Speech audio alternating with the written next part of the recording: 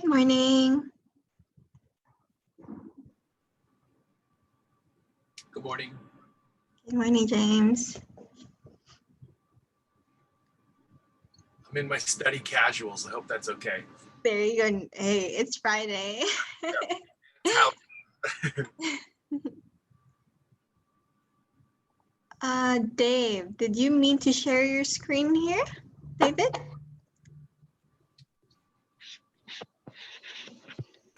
All right, seeing that.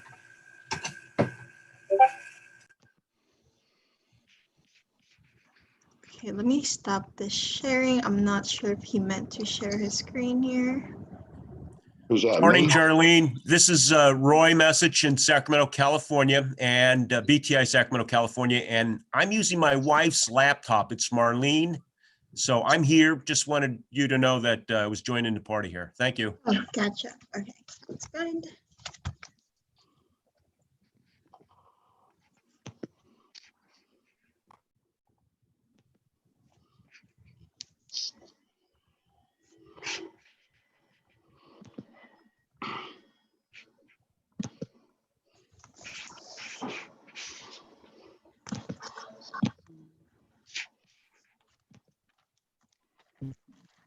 Good morning.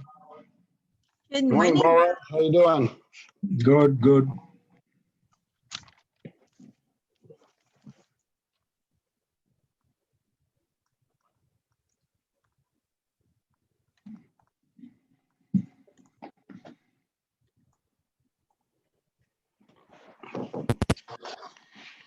Hey, Jeff, let me make you the co-host. Oh, okay. Thank you. Welcome.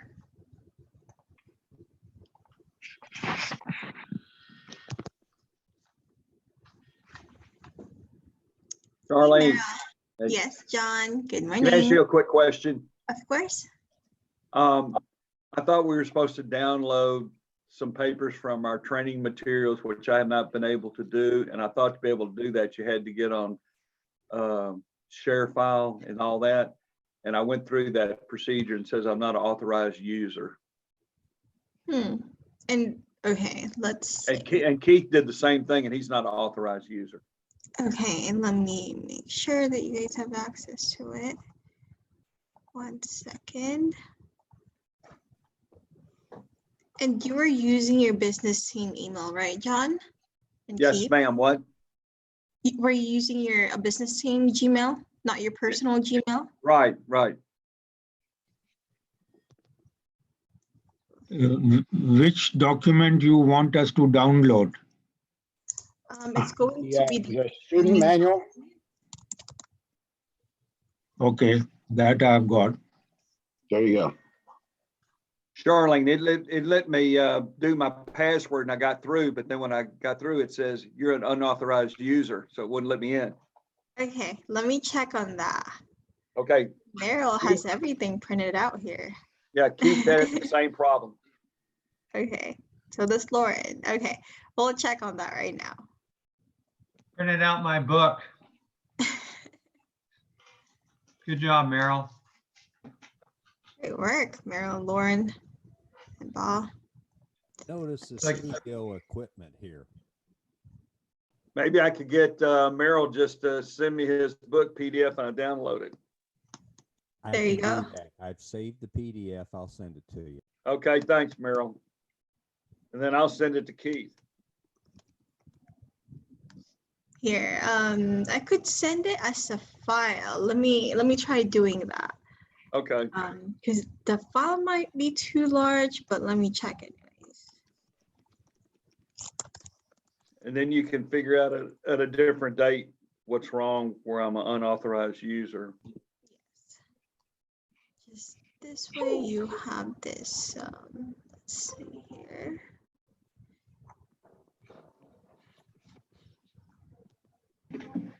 Okay, yeah, I'll just send it as an attachment. Okay.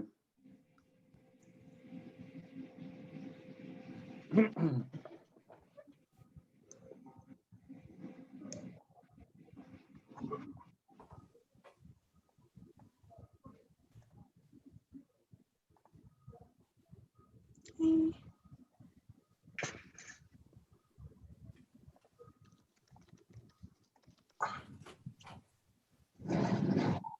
send it? Yes, sir. Well, 30 seconds. Just looking for Okay, you. well, I hadn't gotten it yet. John and Keith, right? Yep. Okay. Yes. Standing by.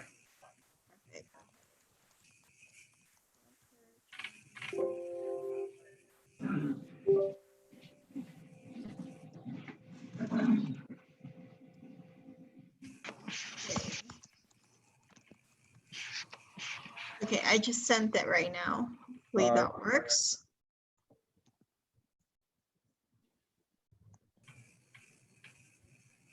Yep. Let me know if you guys don't receive it within the next 60 seconds. Meryl, what pages were we supposed to download for today? Pages 1 to 78. 1 to 78. Okay, thanks. Meryl's on it. I love it. Oh, Meryl's the man. Oh yeah, I agree.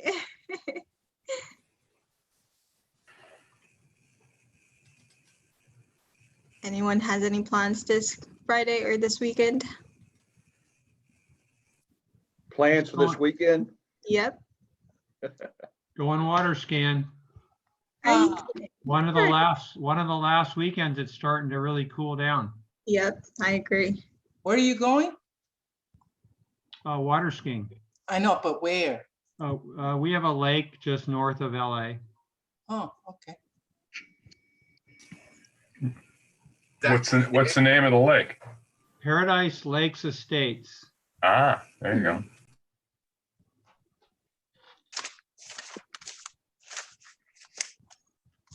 Okay, Charlene, I was able to download, so I'll get on it and leave you alone. Perfect. Thanks. Great. You're welcome. Same here, Charlene. Thank you very much. You're welcome.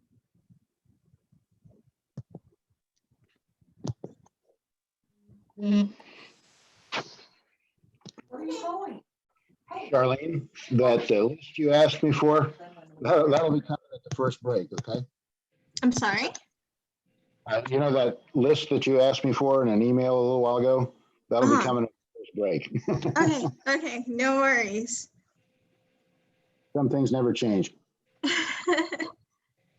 We'll try to make it work. All right, I know you will. You will make it work, I'm sure.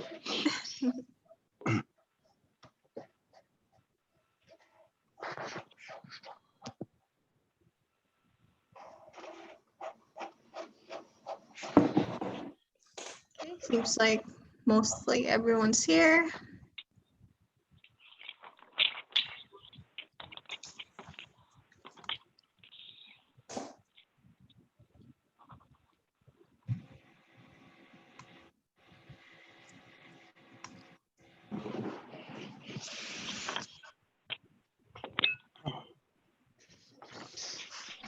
While we're waiting for people to come aboard, I have a question. Thanks to Charlene, I was finally able to grade the quiz. And I just wondered if you guys have gotten your quiz scores and feedback back. No? No. No. No, Hmm. I forgot to do it, so I didn't get any bad grade. Sorry. Actually, no, I'm pretty sure I saw yours, but I was going pretty fast. Charlene, where would they Yeah. look to find that? They should have received an email notification. Okay, Yeah, so yeah, we'll check on that. okay, very good. Make sure they all receive it. When were we supposed to receive it? I think you had it, you received it last week, Mike. Well, But I just supposed to, but just graded it. I didn't receive it. I'm pretty sure I graded your No. I'm saying I did the test. I haven't seen the the answers. results. Or the results. Yeah, okay. Right. Yeah. Were the results being sent individually? Mhm. Yes, it is. Roy. Do you know the title of the email? It should have been just an email notification from Google Quiz, but we'll check on that right now. Not sure why no one received it. Did anybody receive their results at all? I don't think anybody did. So I don't, you can check on it, but I don't think anybody actually received them. No, for me as well. I think probably the guy who graded them did not do whatever the last step was in sending them to people. Hmm. So Jeff- Charlene, help will figure out what that last step is and get them to you ASAP. Oh, the last step is to press the button. But which button, Roy? I'm surrounded by buttons.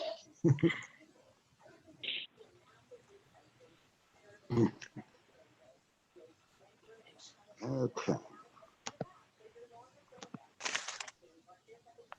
Okay, I think here, the last one, which is Marvin, I don't think has been completed. Yeah, I think that's what it is, Jeff. We'll figure it out after the meeting. I need to, okay. Well, I could do Marvin's real quick maybe, and maybe that would allow me to send it. Yeah, I'm also checking George's quiz. Actually, no, that's good. Yeah, it seems like, I think it's just Marvin's, because Marvin's is the last one. Okay, let me do that real quick so that people have their stuff.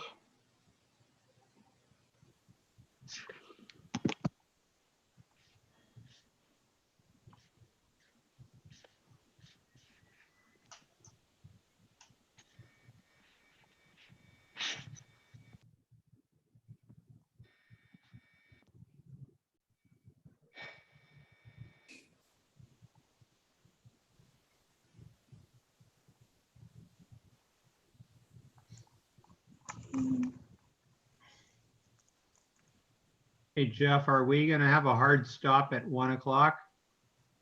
I think we need to, right? Yeah, you and I have a listing appointment. I think we will make that handily.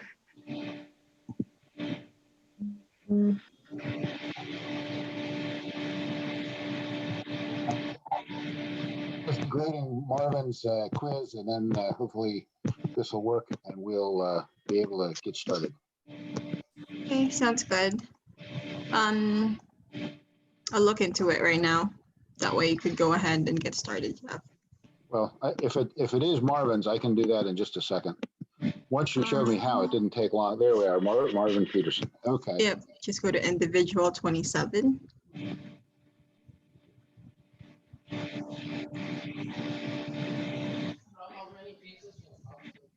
Okay, so I actually have graded this. Hmm. I don't know what I need to do to, we'll just figure it out after this. Yep, I agree. Okay. All right. So.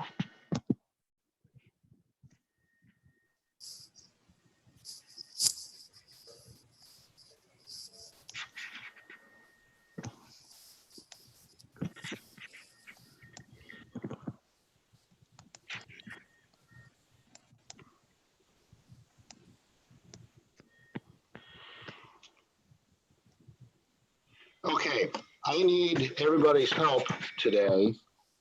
In that your student workbook, you'll notice, has a number of spaces for fill in the blanks.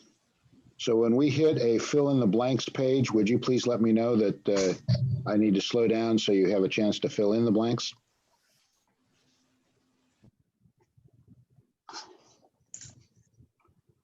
And I'm going to start sharing my screen.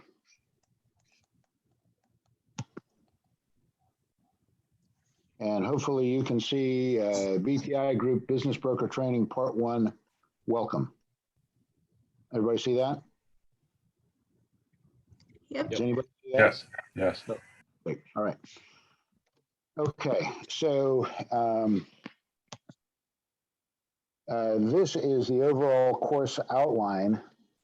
Today, we are going to cover the preparation checklist and marketing for listings. Next week, We will go over preparation for and conduct of the representation appointment or listing appointment. Also getting the information we need and educating the seller.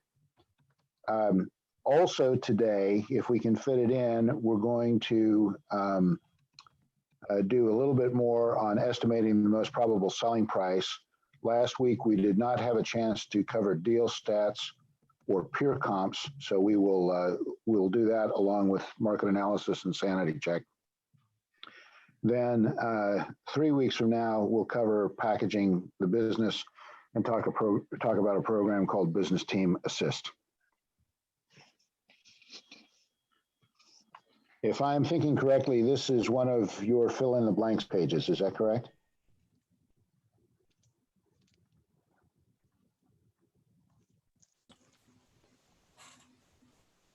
I'm guessing it is. No one's saying anything, but I'm guessing it is. When you refer, Jeff, to the workbook, what materials are you talking about? Because I don't have a workbook. I have the same document that you're presenting here, but I don't have a workbook. That's what this is, the workbook. Okay, gotcha.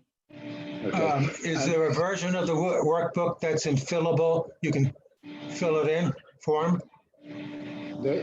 You should have one that looks like this.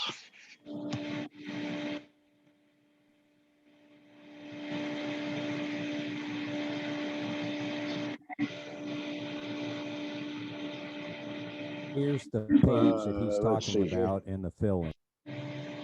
How book do look we like this? access it? How do we access it right now while I'm on the screen with you? You should have received this already in an email from Charlene, and you were asked to print pages 1 through 78 of it. Is there anyone else? Because I know John and Keith, for some reason, had issues accessing the document. Is there anyone else that can't access it? No, how do I go to it right now? I You have to open it up. I don't think I got mine. No, I have to get out of the screen. You do Hit not. escape, Raj. That'll open a window for you. Kimberly, briefly, I'll send it over to you. I think we may have not sent it to your Gmail at the moment. I'm not sure what happened there, but yeah, I'll send it out. Seeing anything like that. Yeah. From you, right? Hey, Yes, Charlene, yeah. this is Roy in Sacramento. I have a question. You said I have an original email that has the attachment with this booklet. I have not seen another email with the scores, feedback, or the email you're referring to, which is pages 1 to 78 or whatever it is. I haven't seen that email. Right. So the page, so the quiz, as far as with the quiz, Roy, that's actually, I think we're having some issues with that. Jeff may just need to grade the last person, which I think is Marvin. Okay. We'll figure that all out. So that should be later today, hopefully.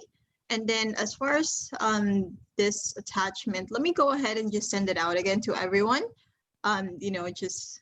Just that way everyone has it on top of their inbox. Okay, and again, I apologize. It could be that you see Marlene on there, just as a reminder. I'm Roy in Sacramento and I'm using her laptop, and that could be part of my problem too, though. So I apologize, but thank you. I'm using an old book too as well.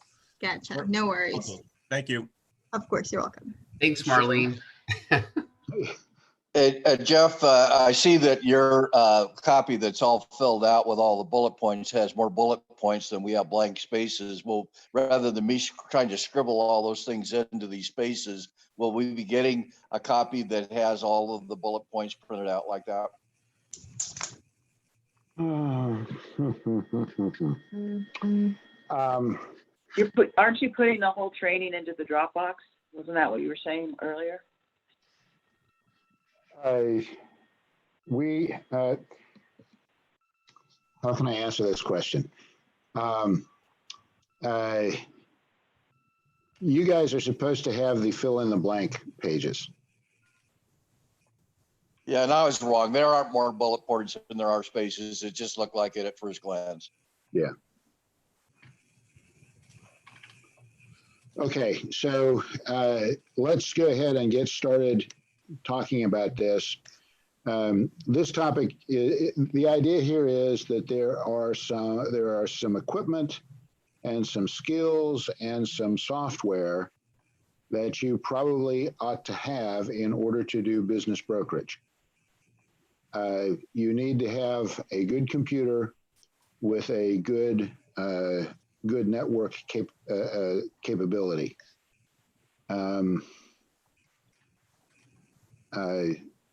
Greg Carpenter loved to point out that every profession or occupation has its tools. These are some of the tools of a business broker.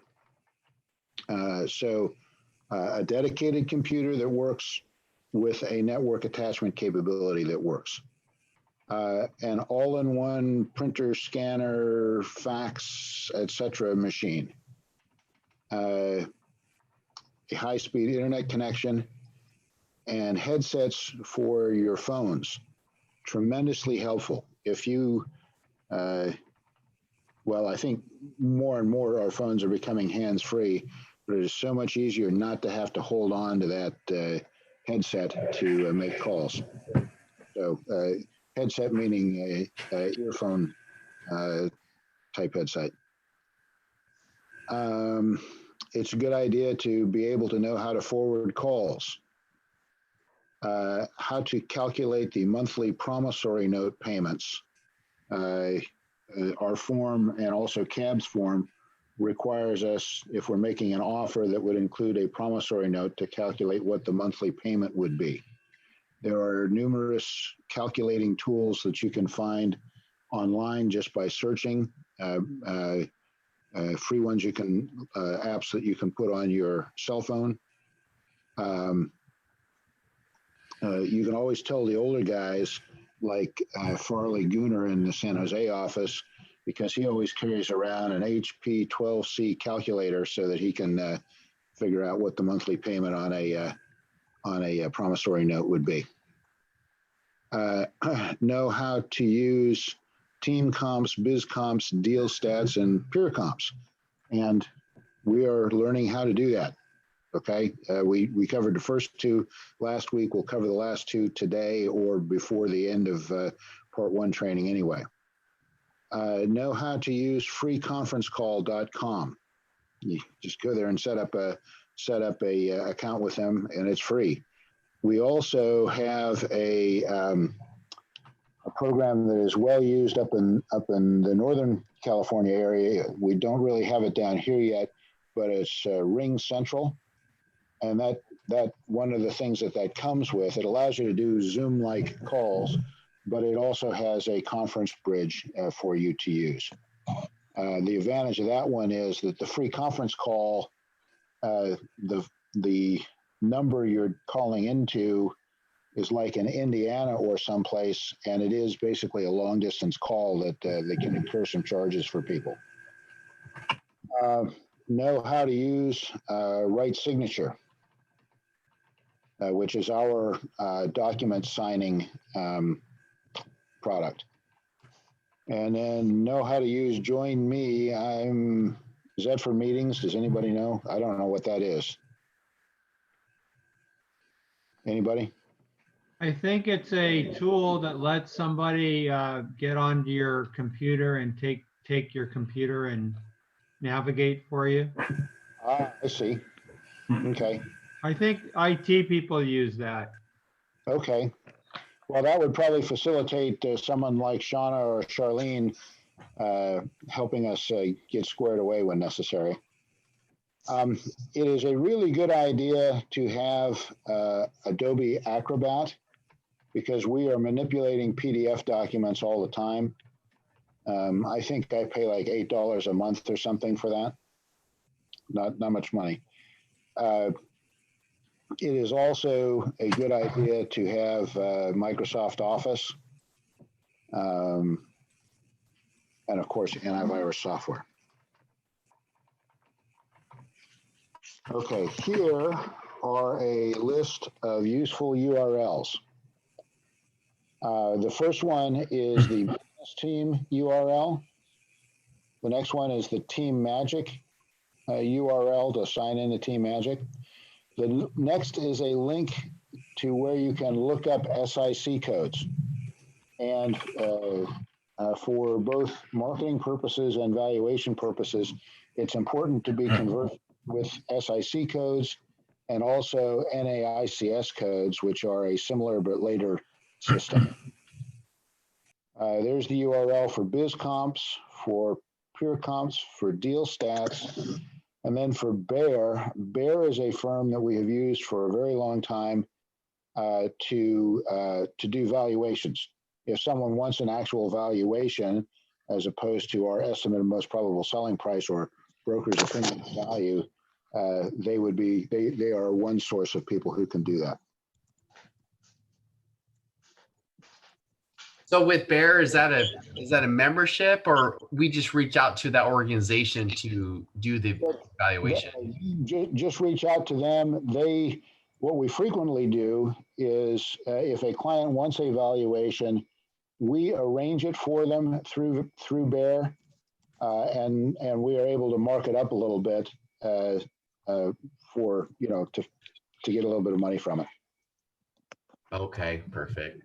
Can we also use local evaluators or evaluators? You can. For example, there's a guy, Lance, I want to say his last name is Hendrickson, who is a business broker, a cab member. He's down here in Orange County, and he also has the appropriate licensing to do valuations such as would stand up in like a divorce proceeding or some kind of legal stand up in court. Okay. Okay. All right. Thanks. It's either Lance Hendrickson or that might be that actor that was on Aliens. I'm not sure, but anyway, Lance something or other. With Bear, do we just send in for the valuation for Bear? Do we just send you the tax returns and the P&L, just the standard stuff? Yes, they pretty much need what we need. What I would recommend you do is give them a call. They're very nice people, and they can square you away with exactly what they need to serve your client. Just call us. This is Ken from Business Team, and they'll know who we are. Yes. Mm-hmm. Okay. Okay. Thank you. Actually, Ken, we sent them your picture specifically. Oh. Okay. They also have Richard's picture, so I mean, you're in good company. All right, great. Thank you. Okay. Possibly you have. Mine looks more like a wanted poster. That's right. Yes, that's where my picture is the wanted poster. Exactly. I asked Charlene. I prepared this at the last minute and asked Charlene to send it to you. So you may or may not have it in an email. If you don't have it yet, you should receive it shortly. Mhm. Does anyone have it? I have not sent it out. Give me 2 minutes and I'll send it with the other PDF. Okay. All right. Thank you. You're welcome. So we are talking about marketing for listings. Okay. Excuse me. Is there a way to make it larger? It's really hard to see. Oh, okay. Yeah, I can probably do that. A lot of old eyes on this call. How about that? There you go. Better? Okay, so just about any area of life, it's a good idea to spend a few minutes thinking about it before you start doing it. Okay. These are some general things you ought to think about as you're figuring out how you are going to market for listings. Some strategic level questions might be, do you have a specialized background to leverage? I think many of us are very familiar with Steve Zimmerman, who was once part of Business Team. He had a restaurant background. In fact, a multi-generational restaurant background. And so he owns a business called Restaurant Realty. and is probably the #1 broker of restaurants, bars, and clubs in California. I've done my best to become familiar with bars over the years, but I still don't approach his capacity. What size company are you comfortable with at this stage? I know that for many years, we have a woman up in our San Jose office, Linda Liu, who was excellent at relatively smaller businesses, maybe up to 500,000. And for some reason, she was just concerned about working with a larger business than that. But finally, she somehow got past that stage and has since done a number of large deals. And of course, larger deals pay more money. But if you're not comfortable doing larger deals right now, nothing wrong with looking at smaller deals.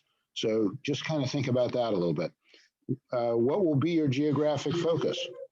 For Main Street business brokerage, you probably want to stay within, I don't know, well, 10, 15 miles of your home or even less.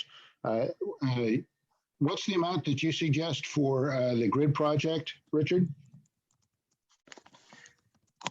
We start at 3 miles around your house. And probably for most of us, within 3 miles of our house, there are a whole career's worth of businesses.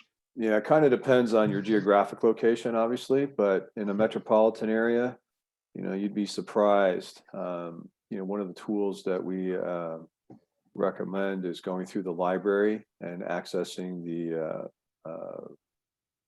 I forget what it's called, the resource. Anybody remember what it's called? Reference USA. Reference USA. I'm sorry. Yes, Yeah. and you can Is at there a least do a roadmap? You can at least do a demographic study through Reference USA for free and really learn your market. The other area that's effective in this area is, believe it or not, whatever city you live in, more than likely has a Wikipedia page.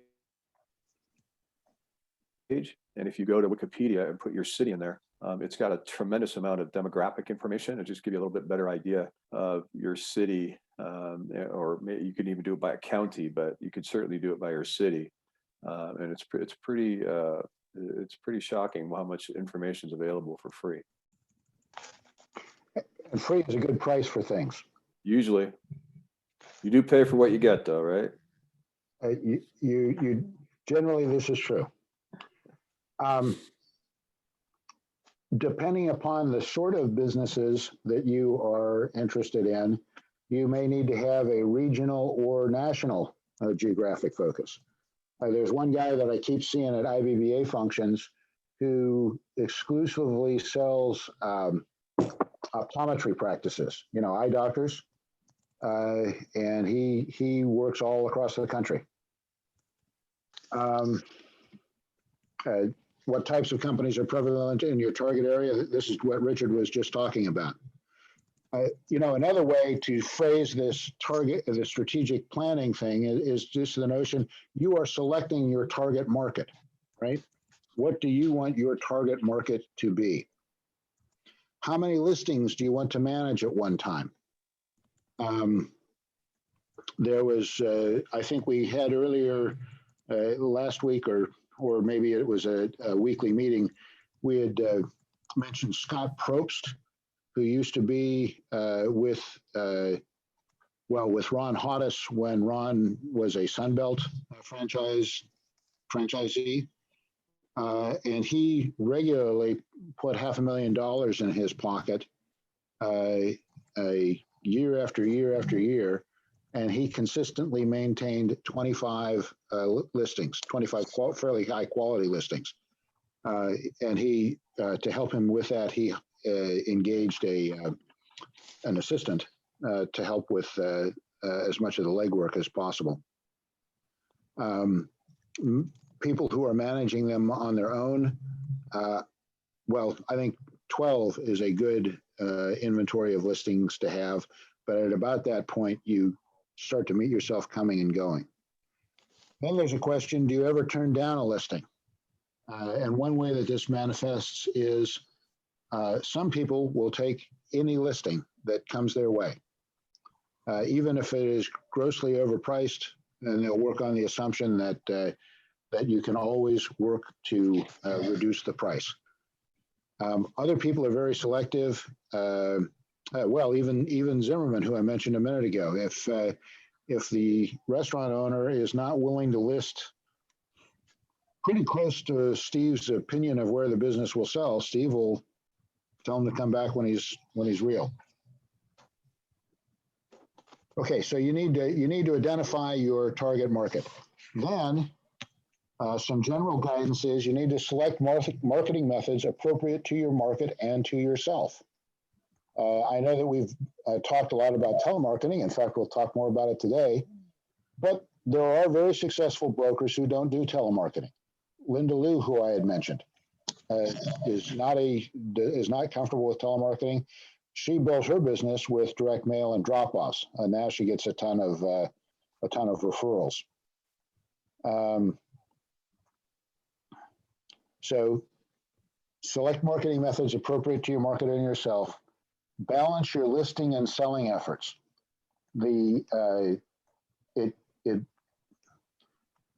It does seem that our most successful agents either focus exclusively on sellers, working with sellers, listing in other words, or they're about 50-50 between listing and selling. And then revise your strategy as you need to. You might start off thinking that you really want to sell, I don't know, auto body shops. And then you decide that you don't like that for one reason or another. Methods of marketing for listings. Jeff, question for you. Yes, sir. I'm confused. Listing and selling to me are the same. You said 50-50 listing and selling. Listing are activities, the way I use those words anyway, are working with a business owner who is thinking about selling their business and taking it to the point where you have a current, fully packaged, fully marketed listing out on the market. Selling are activities that you perform with buyers, and it runs from the time that you answer that buyer's initial inquiry to the point where you help that buyer write up an offer. And then, by the way I categorize things, the third main activity that business brokers do is closing, which is everything that happens from the point where you present the offer to the seller to close of escrow, where you finally get paid and do your happy dance. So to use my terminology, the most successful brokers are 100% working on getting listings, or working 50-50 getting listings and working with buyers. I would say that is generally true. Got it. Thanks. The strategy that well, yeah, that's generally true. But if you find that, you know, I mean, you may start off wanting to do 50-50 and decide that you just like just listing better, or something. And that is a possible strategy because in business team, we all co-broker together. So you can count that you will have people working on getting your listing sold if your focus is on getting one, getting it packaged, and getting the next one. Okay, methods of marketing for listings. Telemarketing. We'll talk about that today some. Direct mail, sending some kind of mailing piece. Drop-offs, which is going to an area where there is there are a large number of businesses, preferably at a time like Sunday morning when the businesses are closed, and going from door to door to drop off something that's similar to a mailing piece, but you're dropping it off rather than mailing it. Social media, email, websites.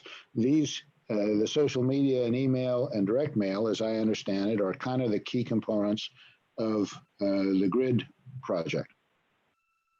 Seminars and webinars. Brad Bodestat in Reno gives several seminars each month.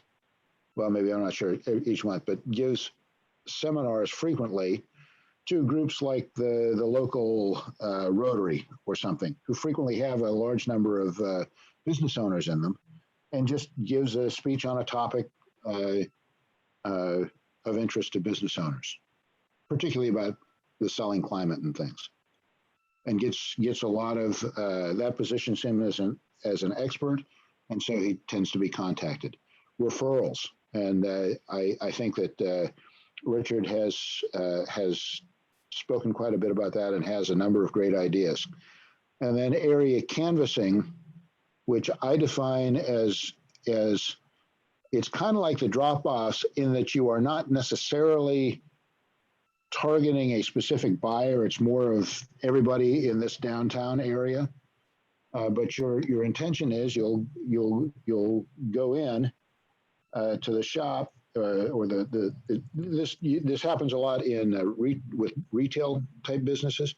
You go in, you ask the first person who seems to work there to speak with the owner. When you're with the owner, you quietly introduce yourself and quietly ask if they are thinking about selling their business in the near future. So those are a number of different methods that you can use.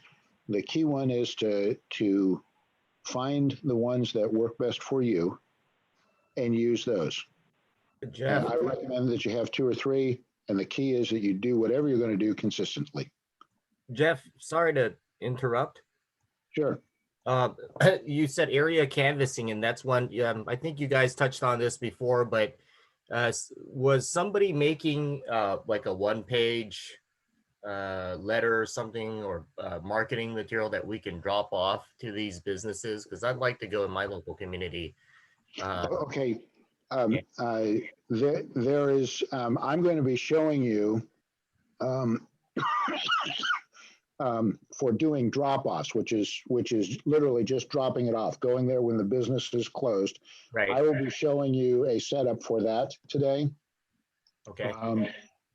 When I was doing area canvassing, I had a slightly different write-up that I dropped off. It was a card that said, "Sorry, I missed you," because frequently when you walk into a business, the owner isn't there.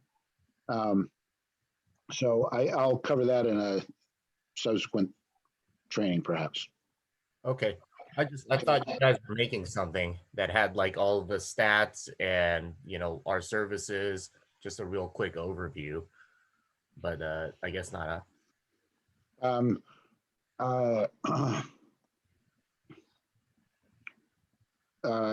don't have that to give you right now. Okay. All right. Thanks a lot. And in all of these activities, the basic question that, the basic question and what I think is most important is finding out from the owner of the business, are you thinking about selling your business in the near future? Okay, back to the slides.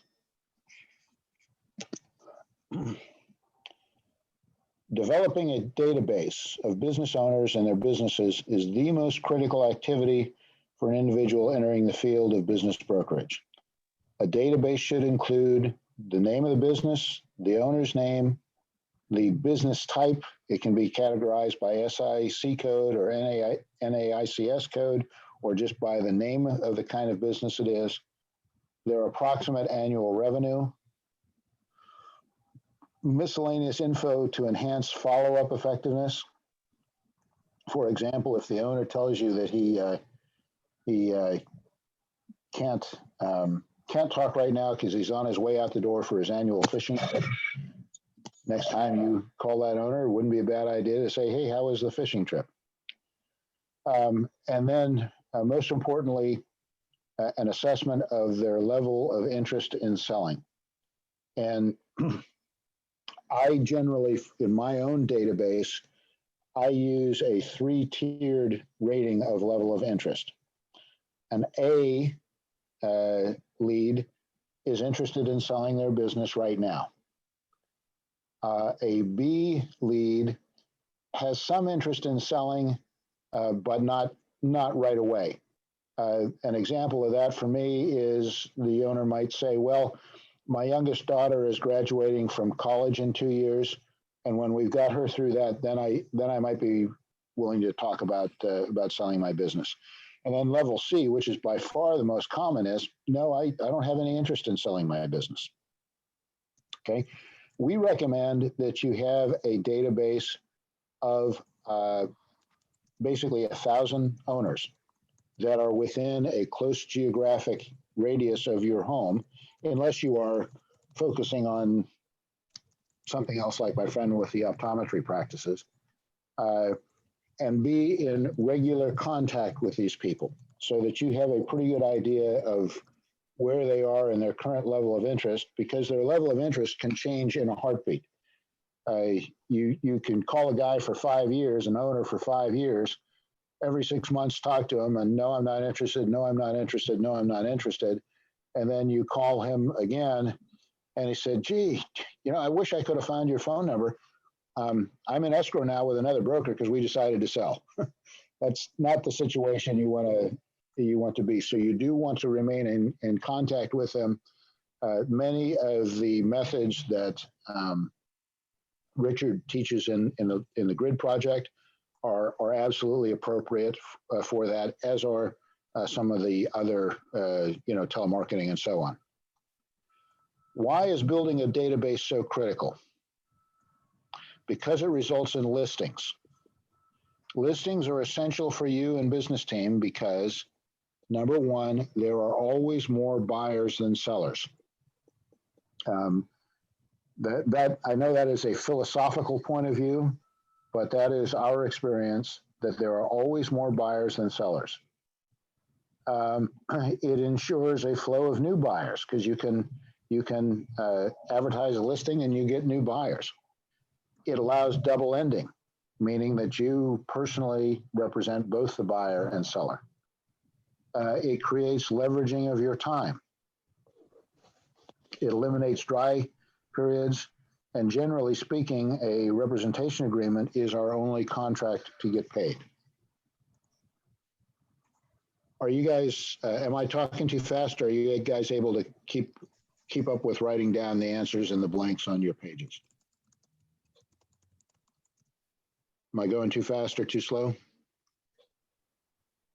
No comments. Somebody talk to me, please. We're gonna get a copy of this, right?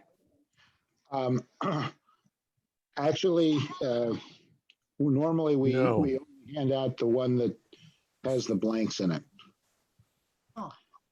Yeah, I can't write down that fast, and I'm going to request that you send me the ones.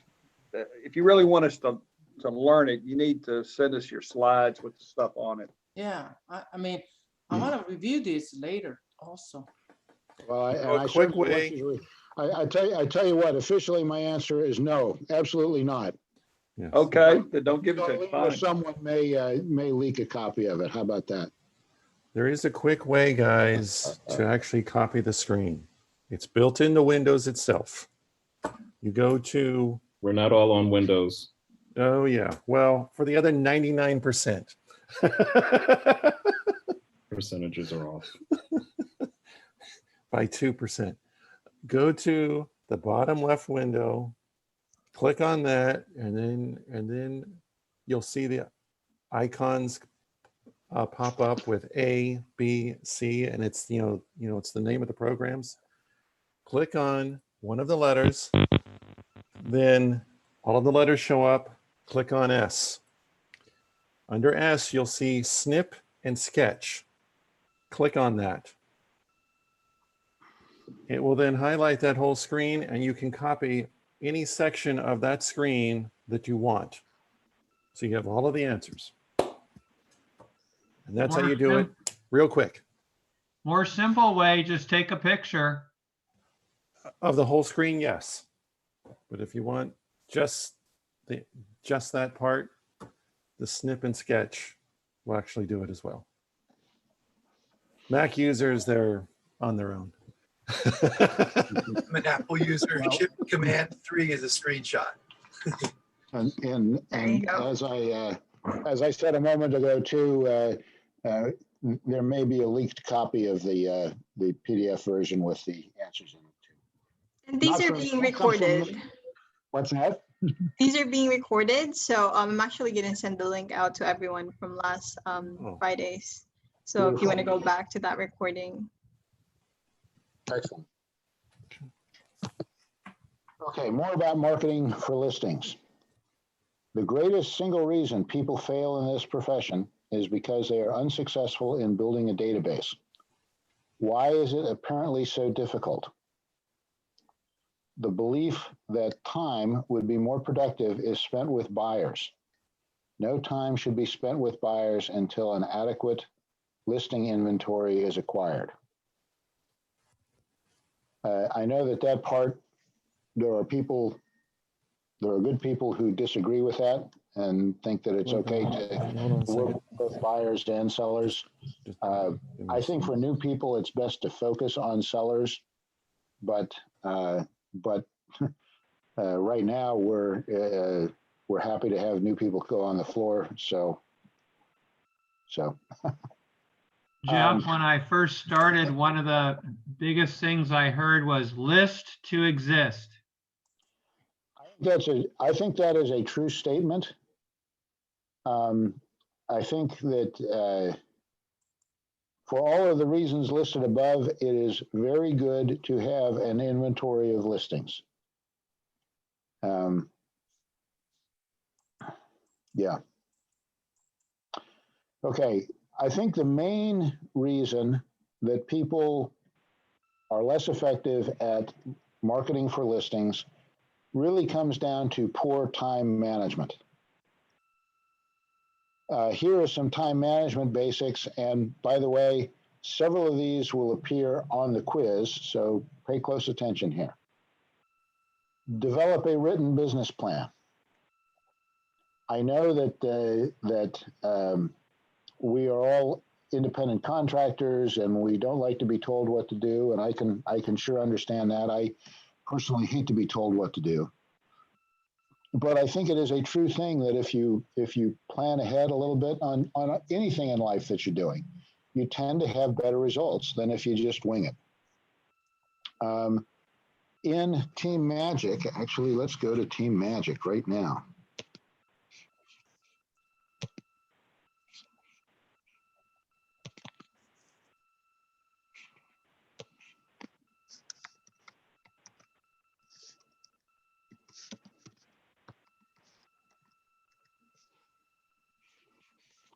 If you go to Team Magic, you go to Agents, you go to the weekly report,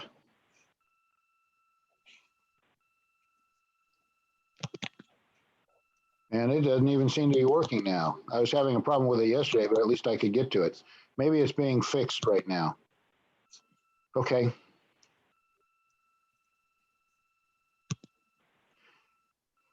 There is a place in Team Magic where you can write down your annual goals and then week by week track your progress to them. Excuse me just a moment, okay?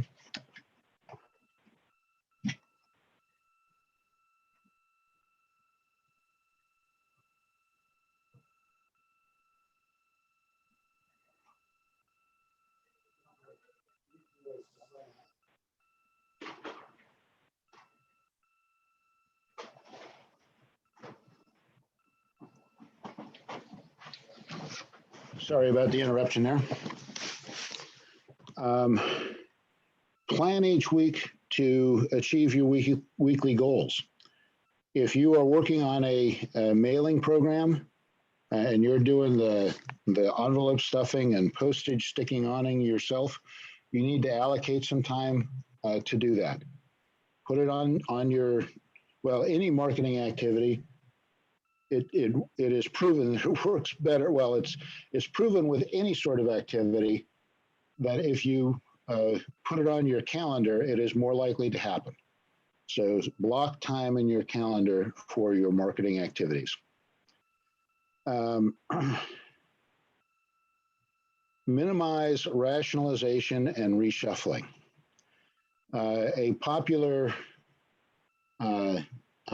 technique with telemarketing is to spend lots of time to create the perfect script to the point where you don't have to make any calls because you're continuously working on your script. Or similarly, refining your direct mail letter over and over and over again to the point where you never actually send any out. By the way, related to that, the best way to market for listings, regardless of the specific method you use, is to pay somebody else to do it for you. Telemarketing, I mean, you should do some yourself, but ideally you want somebody else doing it. Ian has tons of listings. He doesn't telemarket. Julie Masterson telemarkets for him. I had a guy on my team when I was up in San Jose, and I'm not thinking of his name, but he lived down in Monterey, which is not the greatest business brokerage territory. And he had, I think, always had the highest number of listings of any individual in the company because he had a great direct mail program that he paid somebody else to execute. Sam Schumann has had good results with drop-offs down on the south coast of Orange County. And he hasn't done any drop-offs. He pays someone to do it. So that is a good time management technique. So get it done, whether you're doing it or somebody else, get it done. Write down your performance each day, then record it in your weekly report. Excuse me, Jeff, in regards to those techniques, I think it would be prudent to add the vendor that Lauren and John and some of the others are using, Merrill, for the LinkedIn program. You can outsource that too. Who is that vendor, Richard? His name is Bob Friedenthal, and just tell him that I referred you there. I'll make that available, but I think it's $160 a month, and he guarantees you, 150 to 200 new connections each month, and the lead Richard, generation. That's for LinkedIn marketing, did you say? Yes. I didn't write down, We'll talk about it separately. I just wanted to mention that it's another example of outsourcing some of the marketing. Yeah, that would be great. What's his last name? Friedenthal. I'll make it available on Tuesday at our marketing meeting. There we go. Thank you. Sure. I was actually thinking of him as I was saying what I was saying, and I couldn't think of his name, so I'm glad that you jumped in. But that's it is best to pay somebody else to do your marketing. You design it, you set it up, but pay somebody else to execute. Can I ask a question, Jeff? Sure. On the drop-off thing, I think you gave something like this, this little card with a blank inside. Yes. Is this what we're supposed to use? Well, there's one thing you can use. In fact, let me show you. Hold up that card in an envelope, if you have them both there. Business Team has these little cream-colored cards available. Yeah, so it looks like that. Yeah. So here is something with the,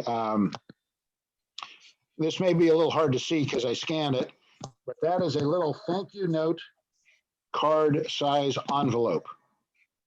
And it is, it's the card that Business Team provides for free, or the envelope Business Team provides for free. And years ago, I spent $20, I think, for a rubber stamp at Staples that says confidential for business owner.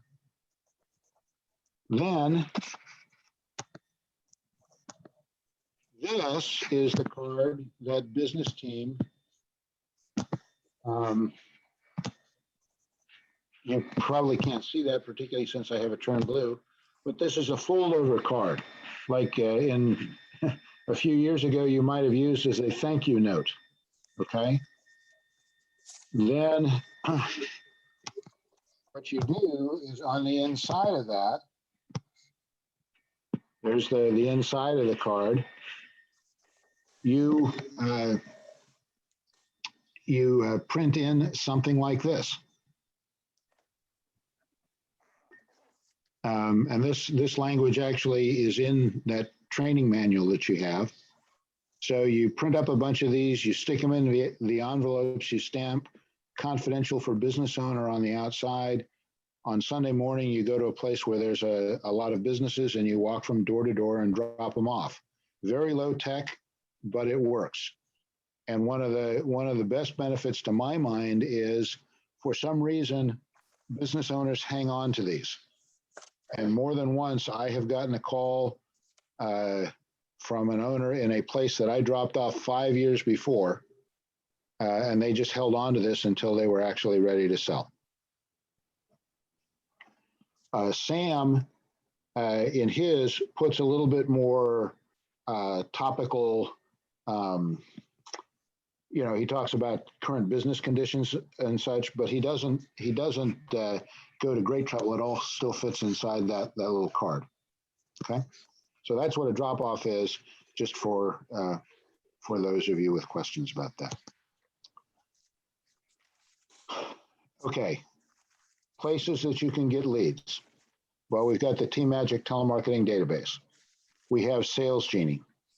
Here's Reference USA and Info USA that Richard was just talking about. And as near as I can tell, that is exactly the same information that is in Sales Genie. I think they all come from the same place. Hey, Jeff, Yes, sir. is Sales Genie available for us to use? Do you guys have an active subscription? We do have an active subscription, and in fact, those 1,000 leads that you got the other day came from Sales Genie. Do we get to access that? Do you guys, give us the login, and can we go in and use it ourselves? We do not give you the access to it.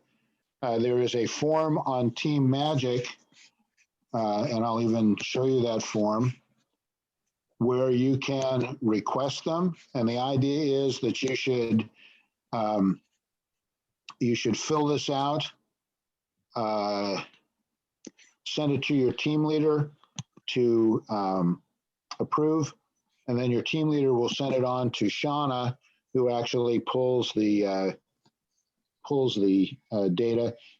And what is done with those leads is it is loaded into the Team Magic telemarketing database, but you also get an Excel spreadsheet with all of the leads.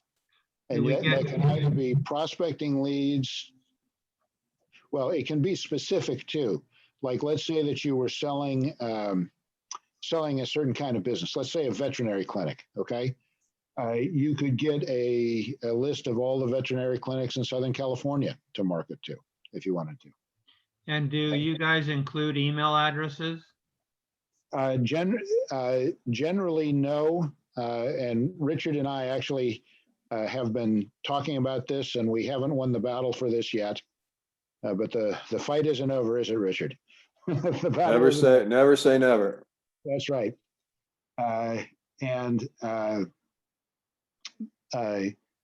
Sales Genie apparently does have leads that do include the email addresses. They are considerably more expensive than the ones that don't. But we're trying to figure that out. One of the options that we're working on in the grid program is the pipe drive program. And one of the options they have is for $99 a month as an add-on service. They provide 200 new leads. You get to pick the SIC code and all that kind of stuff, whatever it is that you want. That includes email addresses, and they automatically load it up into your system. So we're trying to perfect that right now. I'm getting closer and closer. That it's a little bit more complex, and I'm sure Ken can share too. It's easy, but there's just so many things to think about. But we're getting more and more close to a turnkey solution for all this stuff here. But it's like Jeff was saying earlier, you know, how much are you willing to invest in your career? You know, we have an opportunity to most of the people on this call have expressed a desire to earn at least $100,000 typically as a minimum level of compensation. So think about the reverse. If you were on the phone on floor time and a buyer called in and said, I want a business that's going to generate $200,000 a year of gross revenue, and I want some SDE of about $100,000. And you ask them, well, how much are you going to work with a down payment? And they say, oh, I don't have any money. I just have sweat equity. What would you do? Does that sound like a reasonable approach to building a business or buying a business? So in our industry, the reverse, you know, our analogy is the same. If you want to make or gross $200,000 a year to make $100,000 to $150,000 in your pocket, can you really do that without any out-of-pocket expense? It's possible, but it sure is a lot easier if you think along the lines of investing, you know, $500 to $1,000 a month with all these various things that we're talking about to build your business. So part of what you have to do is challenge yourself and what investment am I willing to make in my career and in my business? Because all 30 of us on this call, we're owning and operating our own business. I have one more question, Jeff. Yes, ma'am. On the direct mail, let's say you want to do postcards and stuff on a regular basis to your SIC code people. Can I get help on designing? You know, for I mean, do I have to design it from scratch?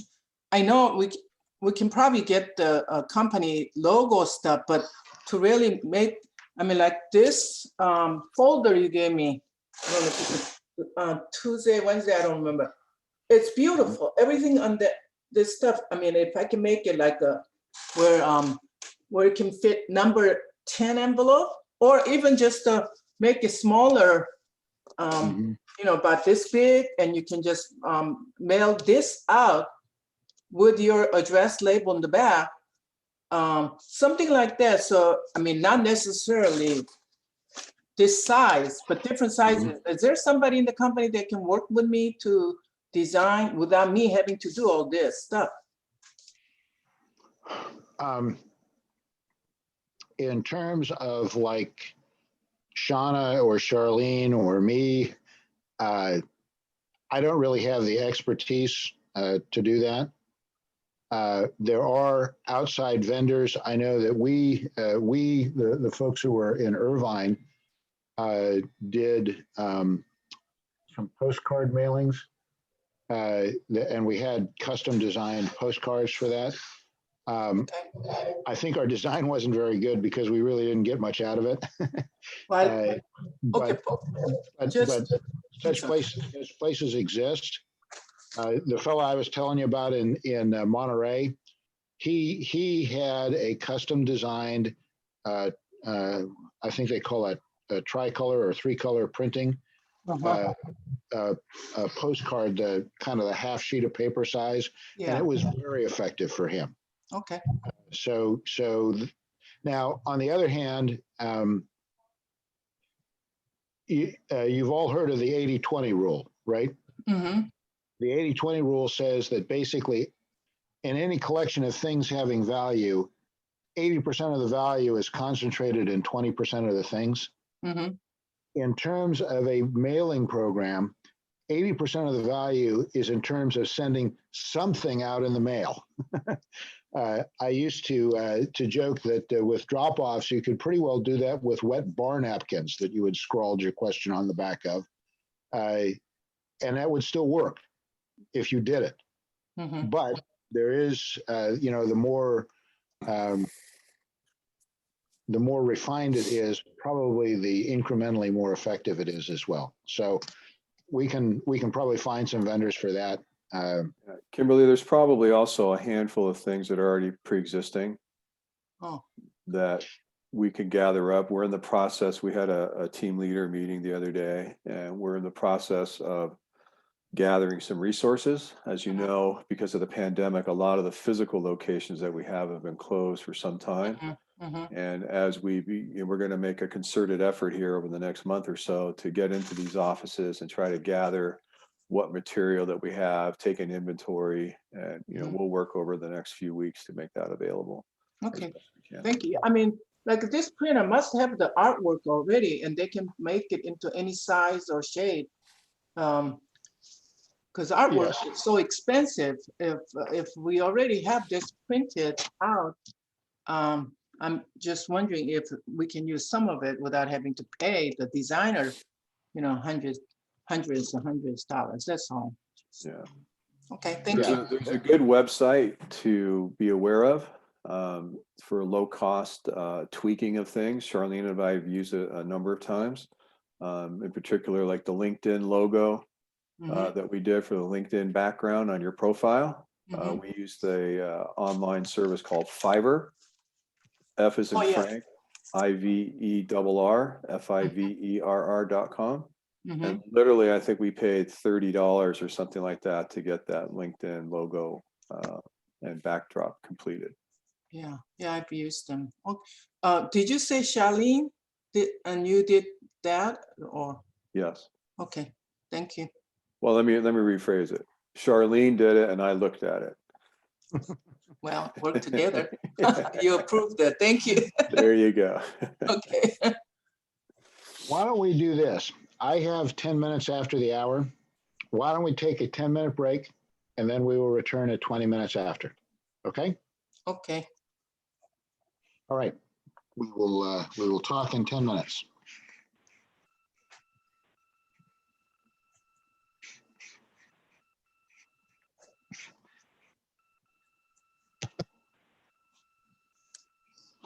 Hey, Kimberly.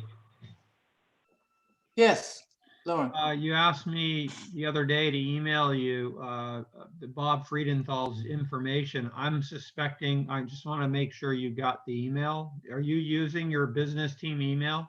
No, what I did, I screwed up. I am really bad with the most basic thing. I don't know how to log into business team email. I'm going to figure out later today and then forward that to my Gmail, because I like to use my Gmail other email. So everything that's in that people have sent to my business team email is still sitting there. I'm not able to access. I mean, imagine that. I don't know how to log into that. Just so you know, business team uses Gmail. They use Gmail for business.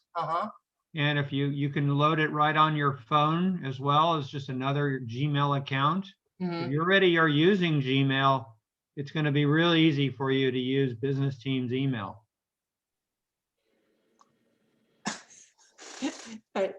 You were given a login. You just go to Gmail and log in with the login credentials for business team. It's the same thing you're already using. It's just a different account. Okay, I'll try it. I felt so stupid about not being able to get into my business team email. So I just ask everybody to send stuff to my Gmail, but I'm going to check it out today. Yeah, thank you. Thank you for reminding me. And I will respond about to your email about Bob Freeman, did you say? Yeah, you don't need to respond. I just sent you and the information you wanted. Yeah, just, okay, great. Thanks a lot, Lauren. You're welcome.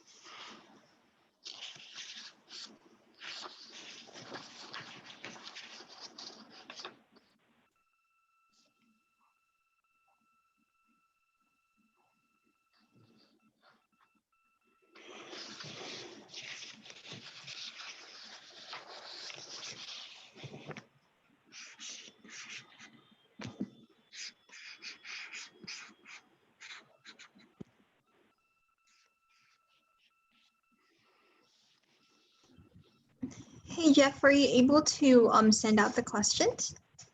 I am going to send you an email right now to do that. Sounds good. I was actually sitting here quietly figuring out which questions to ask. Oh, gotcha. Yeah, you may want to stop your share though, screen share. Ah, that's a good idea. Pause that, huh?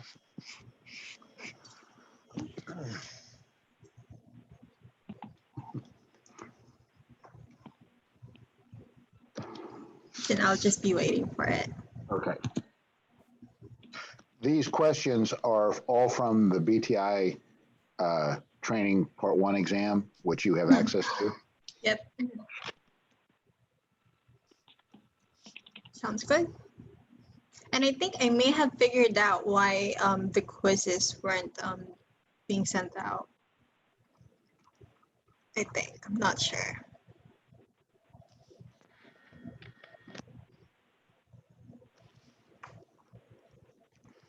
Good. Well, we'll get that Yeah, sorted. we'll figure it out afterwards. Yep.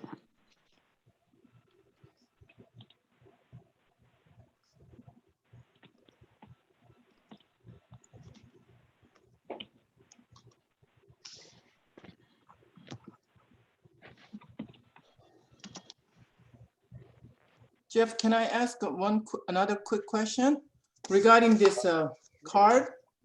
Are you there? I'm here. Mm-hmm. This card, the Yes. drop-off card, and you had something printed.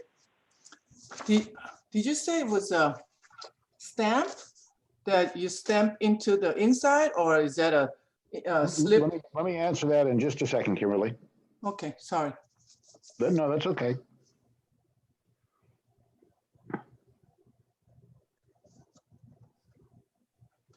Have we started are we back on? Not quite yet. I'm finishing one quick thing and then we Okay. I just want to. We will. Okay.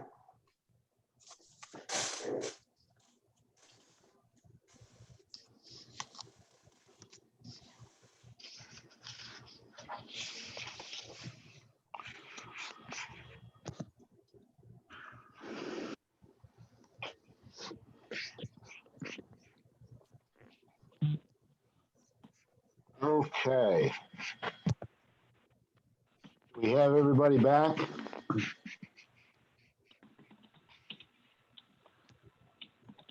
Who's not back, let us know. I'm back.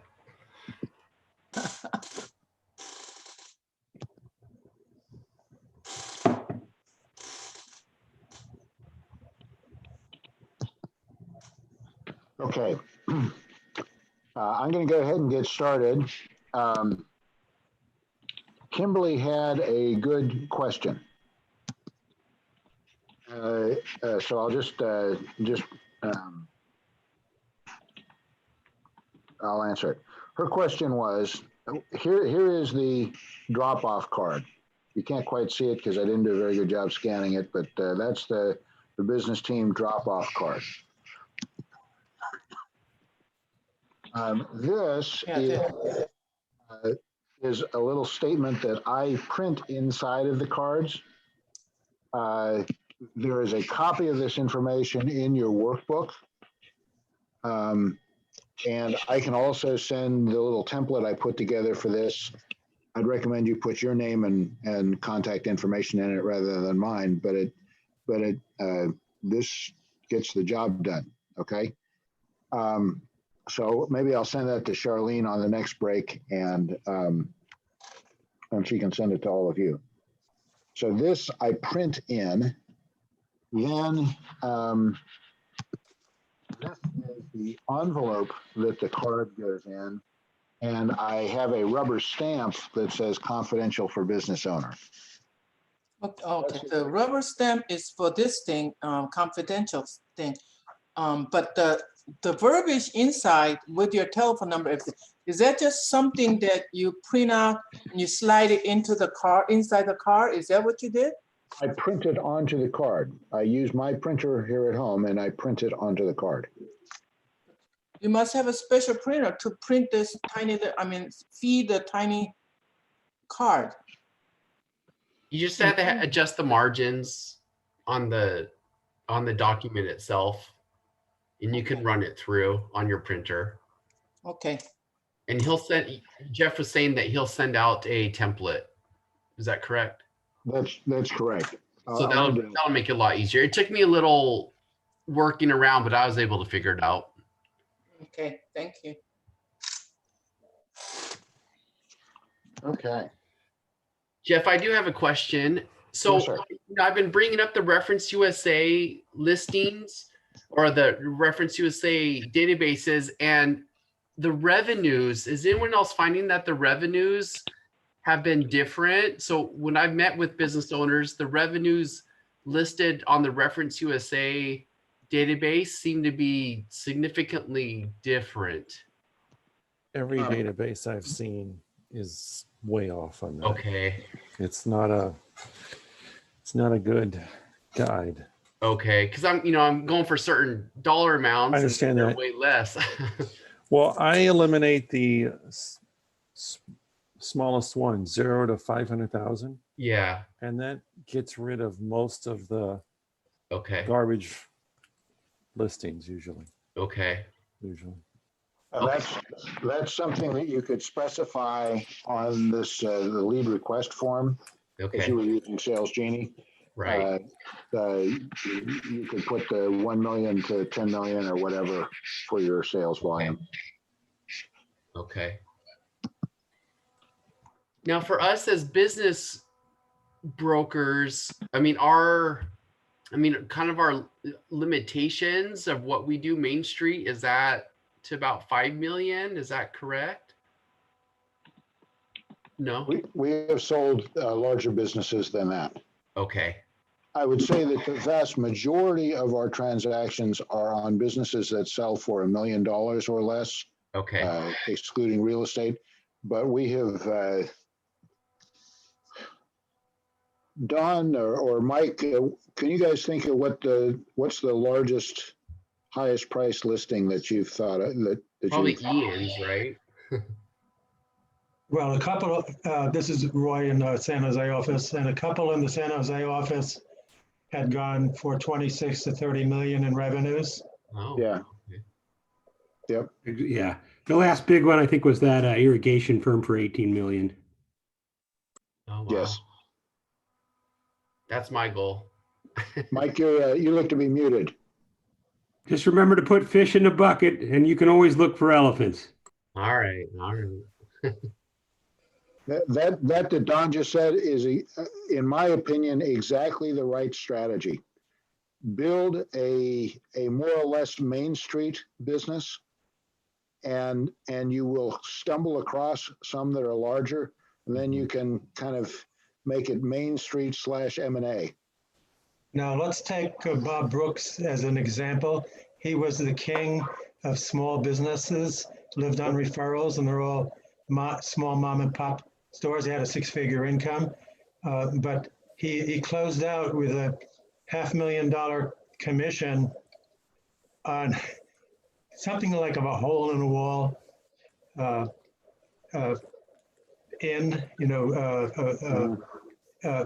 what was, I can't think of the name right now, but it was frequented, it was a high demographic area, and it was frequented by billionaires. And it started a bidding war. Was it called the Alpine Inn, I think? Alpine Inn, Yes, and the price kept on going up and up. And just another part of this anecdote, he took a floor call. He doesn't work on floor, but nobody was there, and it was an attorney trying to settle the estate of the owner who died. And the attorney said, "Gee, you're the first business broker who would answer the phone. I tried here and there and there and there, and nobody." So it just fell into his lap.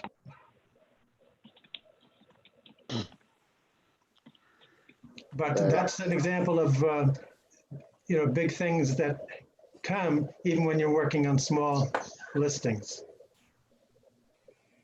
Well, I have plenty of minnows that I'm working on right now. So. Well, they only count if they're really frustrating. So if they're frustrating minnows, you're on the right track. I'm there. Okay. All right. So let's continue with our training. I think we talked about Reference USA, and then we took our break. Another source that I'm not even sure exists anymore is Yellow Pages. But back when I first started, that was the primary source of leads, were the Yellow Pages. Jeff, real quick.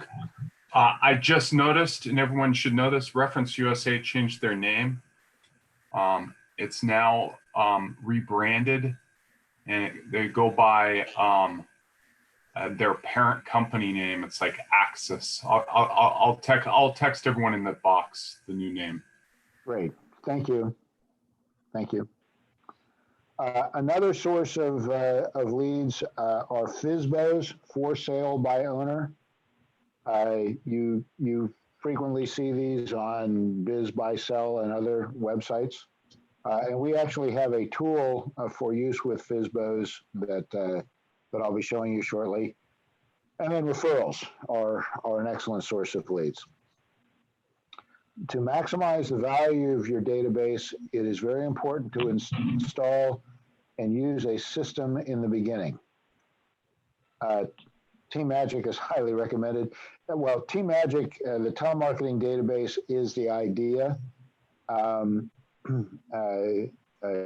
that keeps track of all of the information for the various leads and shows the history of each of them.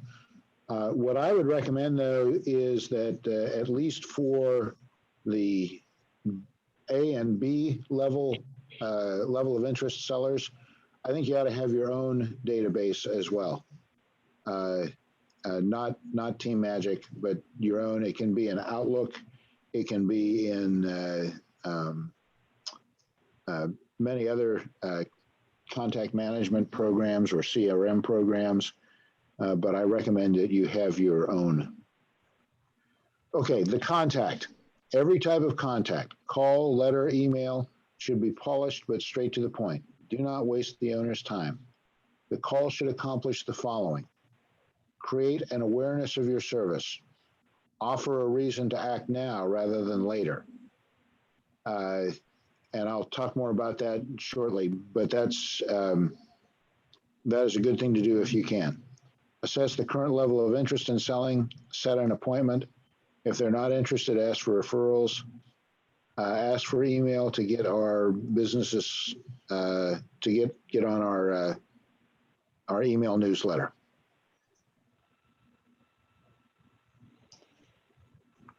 The contact should never develop into a specific discussion about fees, terms of listing, exclusivity. A side comment about that. Particularly when we were in our Campbell office, not the one we're in now, but a different one. I used to sit and listen to new people making telemarketing phone calls.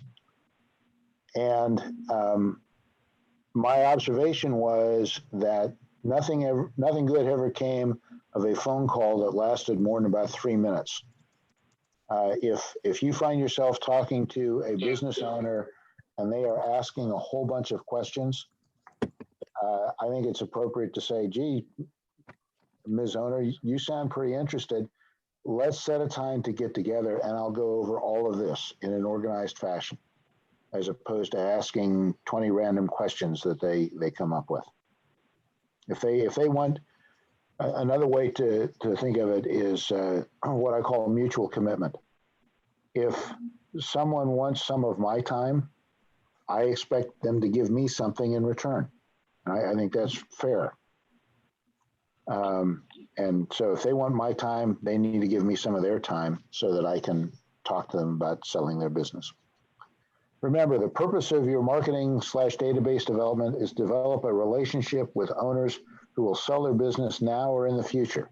Sooner or later, the owner will sell, but it won't do you any good if you can't remember your name or phone number, or another broker shows up at the right time.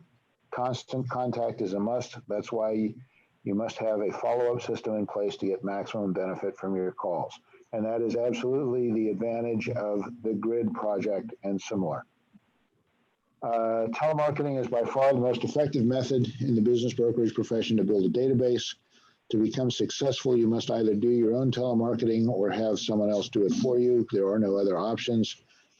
Many brokers are poor telemarketers for one or more reasons listed above, but have achieved success by contracting out this activity. I would say, I do think that telemarketing is a very good thing, but we started this off talking about, I think, about 9 different methods. The key thing is you fit the one that suits you and your market, or the handful that suits you and your market, and you do it. Okay. If you fail at marketing, you will likely fail in business brokerage. Okay. I think most of you have seen the business plan form that we use. The idea here is that we are backward planning based on the amount of money that we want to, we might want to make each year. You'll see that it has both for listing activities and selling activities. And the fact of the matter is that you can't really expect to make all the, you'll have to close a certain number of listings over the course of a year to reach your goals. Okay, this is, remember I just tried to get on to the weekly report in Team Magic. This is what that weekly report looks like, so that you're tracking the activity that you've accomplished each week, and it totals that up and shows where you are in comparison with your plan for the year. Okay, I find it a helpful tool. Over the years, I've noticed that the people who use this religiously tend to sell more businesses. This is from the Team Magic telemarketing database. This is for a business up in San Francisco. Oh, yeah.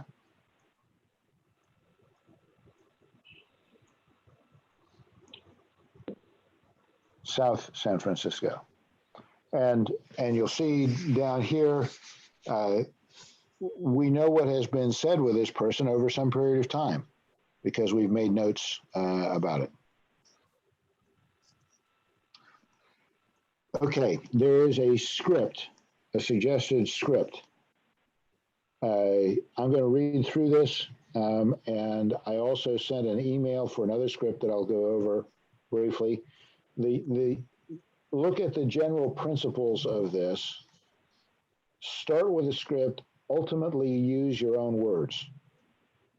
because we all talk a little bit differently, and the words I use are probably not the words that Roy uses or the words that Richard uses, but all three might be effective. I think, despite what this says, I think that it is of tremendous assistance to have the owner's name, to be asking for the owner by name.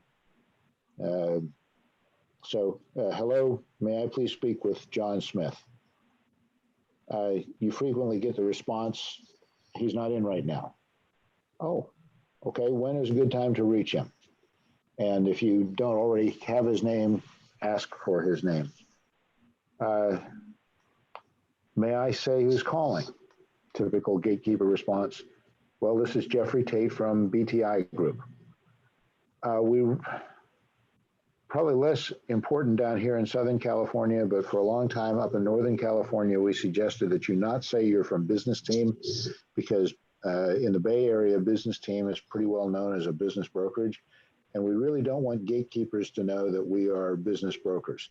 Now, Mike, I think you said that you do it a little differently because you generally are prospecting about an acquisition, correct? Well, I mentioned both just so, well, first I mentioned BTI, not business team. Okay. That's also, but I also add a business acquisition, whether they're looking to buy or sell. So that way it's a little bit more friendly, I think. Okay. One other thing in the call, I don't use the last name. I picked that up from Ian. I recommend it using first name only. And I immediately noticed a slight improvement getting past the gatekeeper. Your first name or the owner's first name? The owner's first name. So it's, so it's like you know ask them. for Bill. Right. And I immediately noticed it. Slight improvement. Because they think, okay, you know this guy. It's Bill. Yeah. There you go.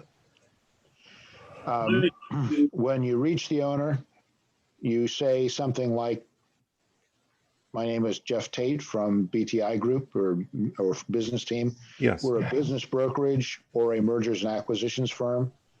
Remember how we talked about have a reason for them acting now? Here is a reason for them acting now. I have a qualified buyer looking for a whatever type of business it is they own. And I wanted to check, since you're in that business, to see if you knew of a business for sale or perhaps you're considering selling your own business. If you do, in fact, have a qualified buyer for their sort of business, that can be tremendously powerful. If you don't use this. If you don't have a buyer, not use this, because they will, of course, want to start asking you questions about the buyer, which you can't answer since you made them up. Okay. Another question from you. Yes, sir. If Jeffrey is, Mike, my question is that you asked by their first name. How about when you first introduce yourself? Do you say your first name or first name and last name from BTI? I say my whole name myself. Because I would be odd if I said, Mike Hamilton, I'm Mike Hamilton. Okay. Yeah. I'm Mike Hamilton and I'm calling for Jeff. Okay. You know, it's whatever you think will get you past the gatekeeper. What is your comfort level? I have to take Baja because first of all, right. Well, names are strange anyway, so let's cut it in half. Exactly. You simply change to the environment. If I know him, well, odds are you don't know him, but if you shorten up the names, it usually helps. Usually, at least a little bit, I find. Depends on everybody's comfort. Exactly. Another reason to act now that I have used extensively is sometimes we have a a listing that as we look at the weekly offer reports, we see that we've got 3 or 4 offers on a particular listing. Like there's one up in San Francisco now, I think. Is it that, Don, is that your electric contracting company that's got several offers now? Correct. Yeah. So something you might do is go to Reference USA or Sales Genie and get a list of electrical contractors and call and say, look, we've got a listing for an electrical contractor right now. We've got multiple offers on it. Obviously, there is market demand for this. Have you thought about selling your business in the near future, Mr. Electrical Contractor? I sold a number of home healthcare businesses where it wasn't nurses, although I sold those too, but they were agencies that provided like homemakers and people to wash people's clothes and things like that for them. And it started because we had one of them and there was just a lot of market interest. Another thing was medical supply companies. You know, they're basically retail / leasing firms. But if grandma needs a wheelchair or oxygen or something like that, and those are very popular. So something that's hot.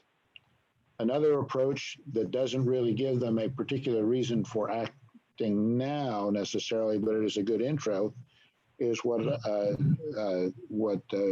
Mike uses at least some of the time, which is I'm calling about an acquisition. And maybe you do in fact have a business of their sort that you're trying to sell. So you can just ask the basic question, hey, are you thinking about selling? Or you can manipulate it a little bit as long as you do it honestly. You have to, you cannot lie to people on the phone because they can sense it and it won't go well for you. Okay, things that the owner may say. One thing they may say is, my business is already listed. And this, by the way, is one of the questions on the quiz. So you'll want to pay attention to this answer. If they say they are listed, you say something like, oh, great. Who are you listed with? How's it going? When does the listing expire? If they are listed with another broker, professional courtesy, and I think DRE regulations say we can't try to take that listing away. But we can be standing there with a smile on our face the day their listing expires with that broker. So get an understanding of when their listing expires and try to get the listing then. Another thing they may say is, I'm selling my business myself. We have a document called 13 Important Tips When Selling Your Business, which I will show you shortly. But the idea is that we want to give this to the seller. The seller is going to look at it and say, I don't know how to do any of this stuff. I better contact that business broker who called me. Okay, so do your best to create some urgency in them.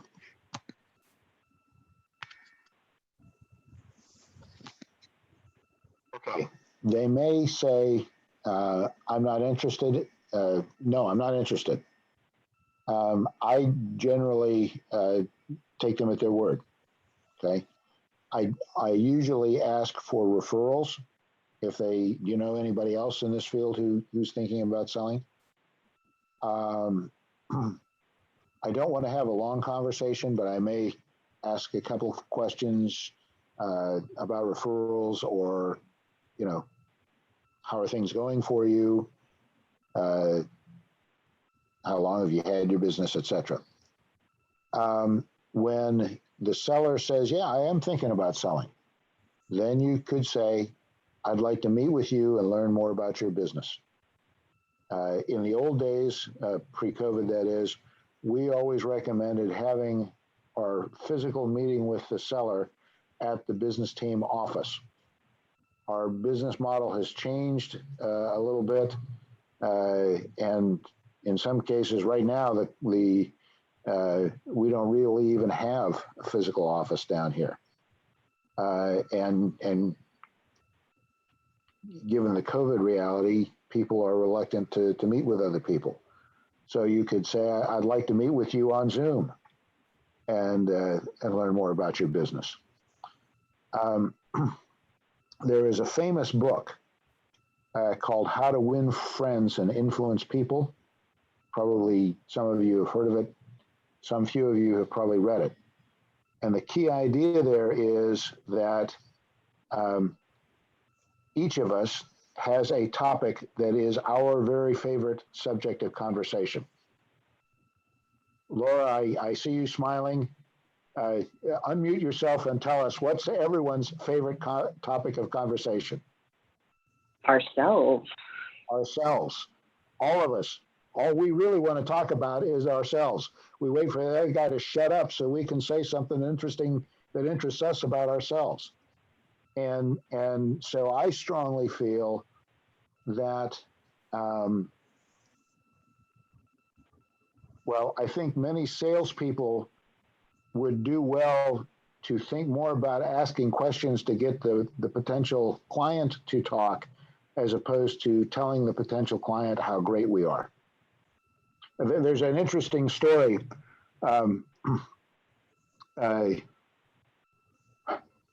a military history buff. Some of you may have heard of Douglas MacArthur, who for a while in the 30s was the chief of staff of the United States Army. And then in World War II, was a very high-level commander in the Pacific Theater. You may have heard of the man who was his aide while he was chief of staff of the Army, a young major by the name of Douglas MacArthur. And I'm sorry, not Douglas MacArthur, Dwight Eisenhower, who later went on to become a general as well and was the commander-in-chief of the D-Day landings in Normandy and ultimately became president of the United States. And there is a story about a Washington socialite, a woman, who on succeeding evenings was at dinners, two evenings, one after the other, was at dinner parties where both of these officers were present.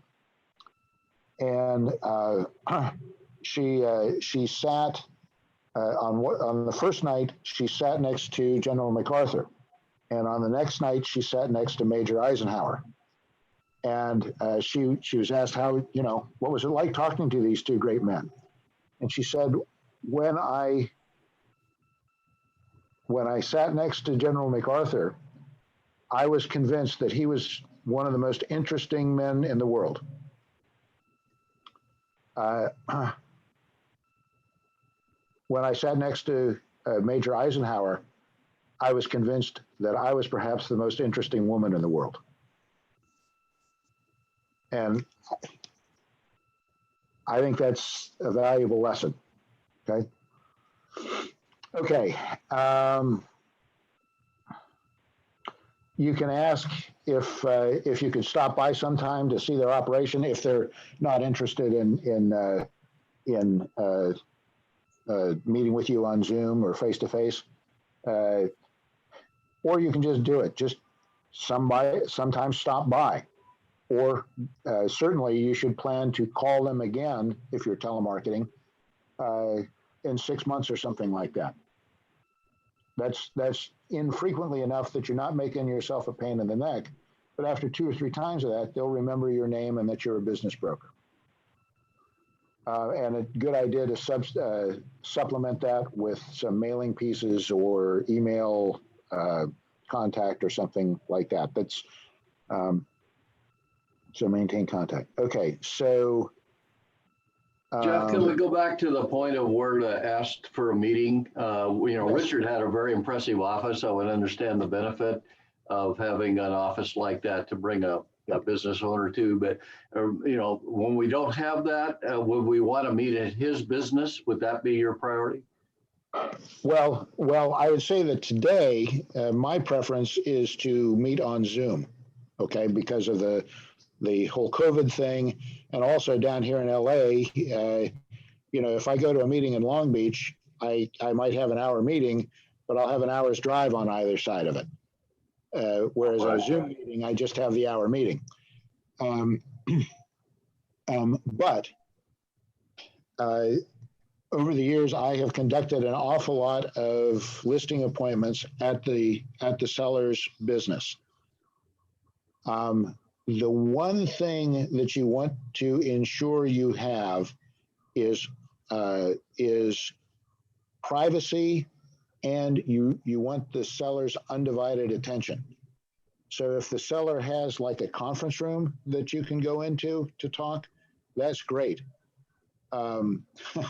You haven't lived until you've tried to give a listing, conduct a listing appointment with the owner of a liquor store who is operating the cash register throughout, and every minute and a half is interrupted by somebody who wants to buy a lottery ticket. Okay, that generally is not a formula for success. So you can meet at their business, but you want to try to ensure privacy and confidentiality. Well, and no interruptions. Yeah, and stressing confidentiality, might you ask him for his recommendation of where you meet? You can certainly do that. Another place that I have conducted many listing appointments is like at a Starbucks or something like that, because they may not want to be seen talking to me in their business. There's a lot of people that don't want to be seen talking to me under any circumstances for any purpose, but that's a whole separate subject. Jeff, can I ask a question? Yes, ma'am. If, let's say your territory is the far end of Orange County and the office that you want to have them come is in Irvine, it's inconveniencing the seller, and if they're especially sole proprietors and they physically cannot leave, then you don't have much choice, maybe not even available to meet at Starbucks, right? I mean, if they're like husband-wife kind of situation, maybe, I don't, that's one question. The other thing, you know, when you want to have them come to Irvine office, non-COVID situation. Right. I don't know what kind of, I've not been there, but many of these executive office you know, setups, they're, I mean, at least a couple of them that I've been, the lawyers are using up most of the conference rooms. So it's sometimes very difficult to schedule a room in a short notice. So just those two issues that I can kind of foresee. Right, and those are both good issues. The way that it works at the Irvine office and other Regus offices like that, and actually we can schedule a conference room in any Regus office anywhere, really. So I know there's more than one in Long Beach. I'm not sure about Huntington Beach, but there may be one down there too, or close to. Yeah, there's none. Yeah. Okay. But you but there's a number of alternative companies, you know, WeWorks and Barrister, you know, there's a lot of different ones. Charlene and I have been working on trying to get a permanent location for Southern California, and then we'll be able to, you know, address this a little bit more. But I think Jeff's point is you know, you just really want to find a place that's neutral. If that makes them more comfortable, you want to get them out of their office, because you know what it's like with when you're at a business owner, every 2 seconds somebody's knocking on the door. Just one second. Oh, what about this? What about that? And, okay, I got it. I get the point. Yeah. Yeah. Just I was concerned about the conference room reservation issue. Yeah. I've had a ton of with luck. Vegas, you can set a reservation. Yeah, I've had a ton of luck meeting in hotel lobbies. Most major hotels, you know, they have nice lobbies and they're almost always empty. You know, people are they get to the hotel and they go to the restaurant, they go to a conference room, they go to their room, but a lot of time the lobbies are nice. Number one, they're private, and it's fairly neutral, and it's a nice environment. You know, like a Hilton or a Marriott or something like that. And I've had a lot of luck going there. I think it would be a little bit more interesting from coming from women. Let's meet at the hotel. I guess, yeah, never thought about that. I actually had some. That was a good one. That was a really good one. I had to laugh on that one. I'm sorry. Yeah, it's a different perspective, right? Fair enough. Fair enough. I actually had some luck. This is pre-COVID, where I would meet at some public libraries. Some of them in the Bay Area are really nice, and they even have a coffee shop built into them now. And so I've been able, and they have private rooms that you can also, and it's free. Mm-hmm. And I've been able to do that with some potential sellers where they thought it was great. But obviously now you can't do that now, but when they become available, that again, you could probably look into that, but they're everywhere. Also, this is banks, your local banks often have conference rooms that they make available to their clients upon request. And I ended up meeting in almost half a dozen times in a Bank of America conference room in San Mateo, not my listing, but the owner of the business, this is mainly for showing the business to buyers. The owner would meet in the conference room that the bank allowed him to use at his bank. Both are great ideas. Thank you. That's very interesting. Library and bank. And they're free. Thank you. Those are all good suggestions. It is preferable to meet the seller face to face. The next best thing is a Zoom call where you can see people's faces. Okay. Generally speaking, when you are setting the listing appointment, you don't want to ask too many questions. Two qualifying questions that do have some value, I think, is what were your sales last year? What were your revenues? And if it is a sort of business that is location dependent, like a restaurant, when does your lease expire? But I would not, I think that it is best not to have long conversations on the phone with potential sellers. See if they're interested. If they are, set an appointment and ask just those two questions to help you prepare for the meeting. Okay. Okay, here are some objections that we encounter on the phone. A real common one is, how much do you charge? If you tell them our fee, that may be the last conversation you have with them. We recommend that you use the following true statement. Our fees vary depending upon the services we provide. When we meet and I found out more about your business and your needs, then I can make a recommendation to you about which services would be best for your situation. Okay.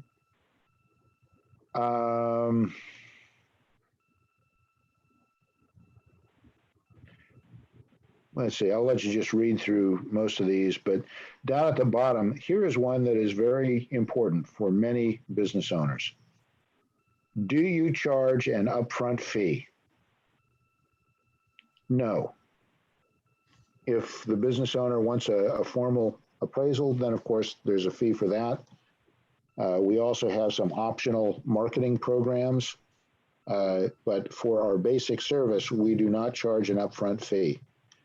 There are a number of firms that their modus operandi is they contact kind of low-end middle market companies.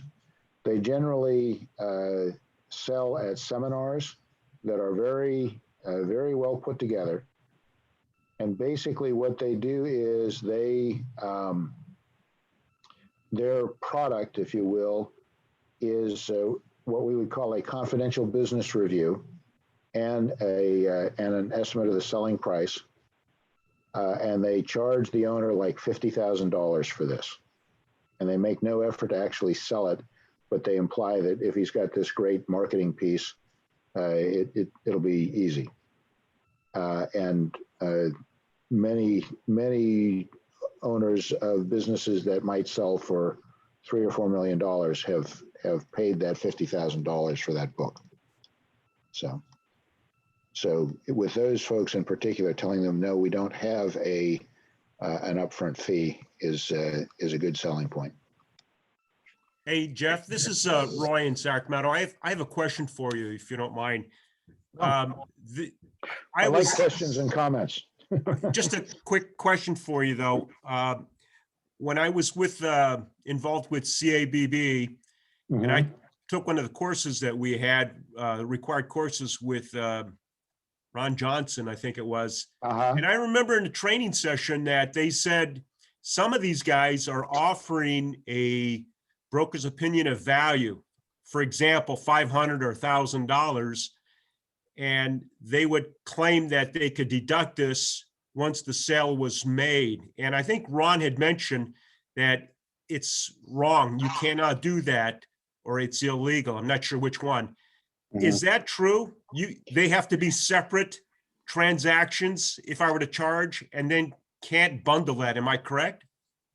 That is my understanding of the DRE regulations. For example, if you do an estimate of most probable selling price, a broker's opinion of value, that is a discrete thing, and you can charge for that.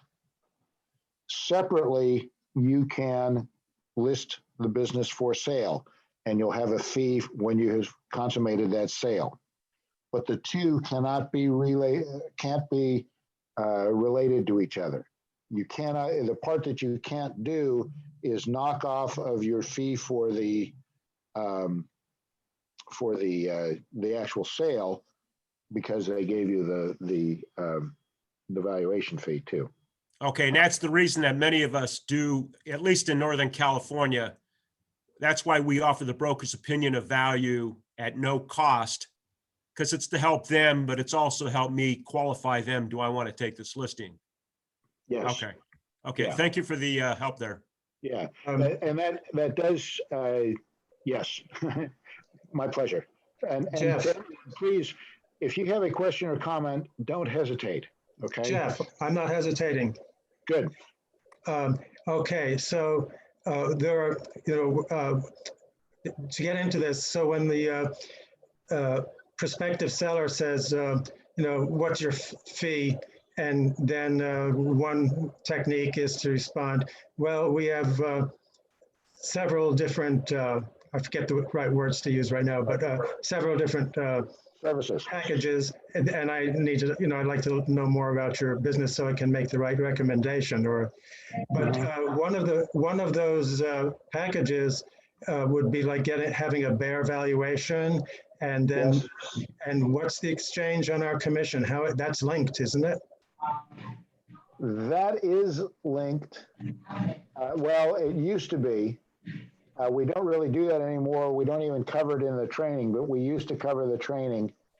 And to tell you the truth, well, I know that working with Bear, we can,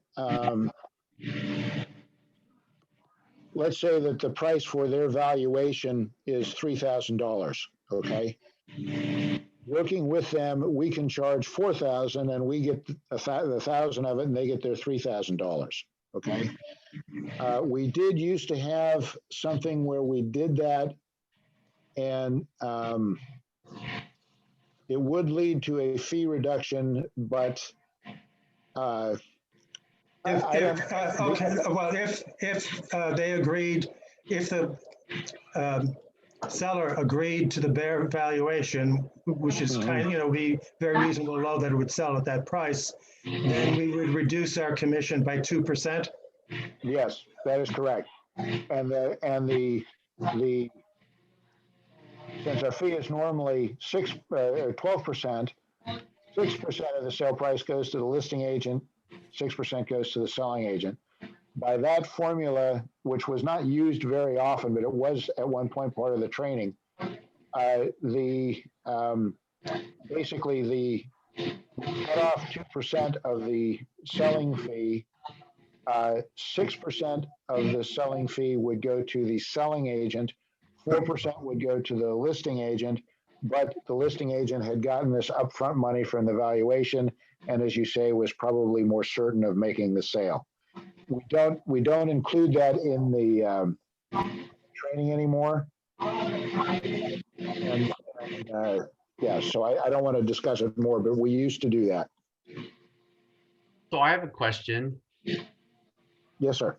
So I had a dentist reach out to me that I had reached Can out everybody mute, please? Yeah, if you're Oh, not Raj, put it on mute. Vacuum cleaner.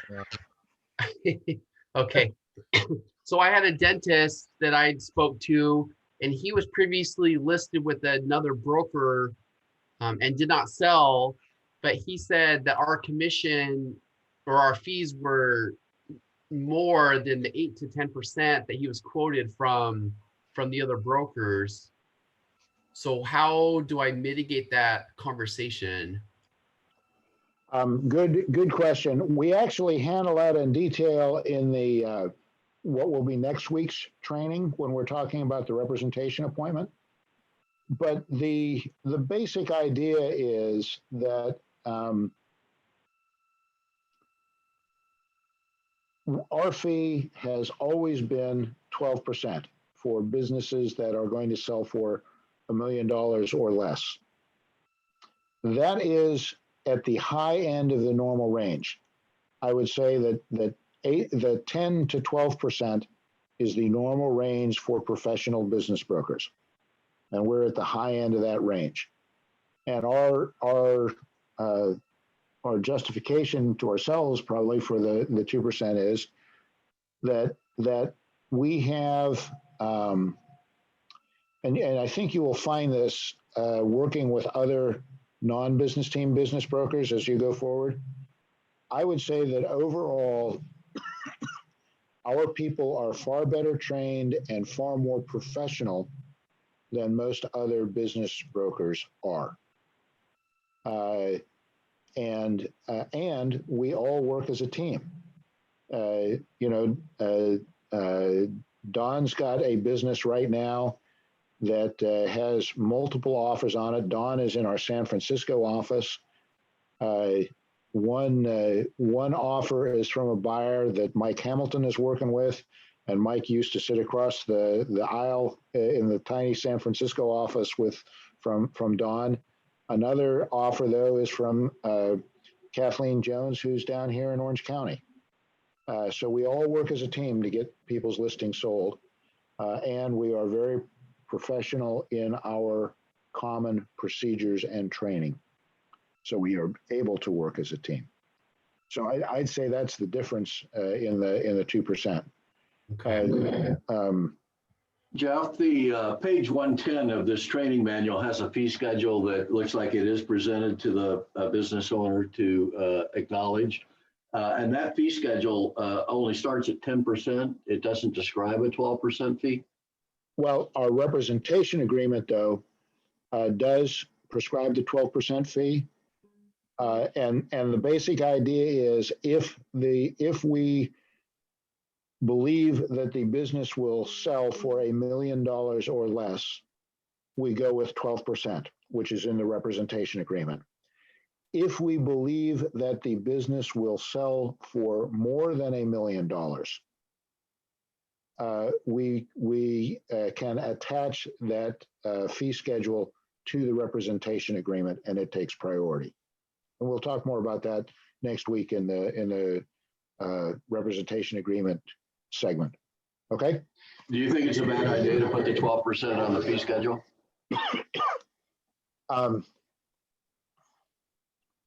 Yes, because they are kind of for two different things. The fee schedule is basically the double Lehman formula.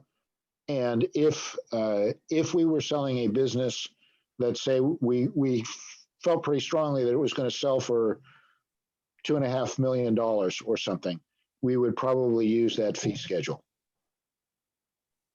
Jeff, quick question. Inventory.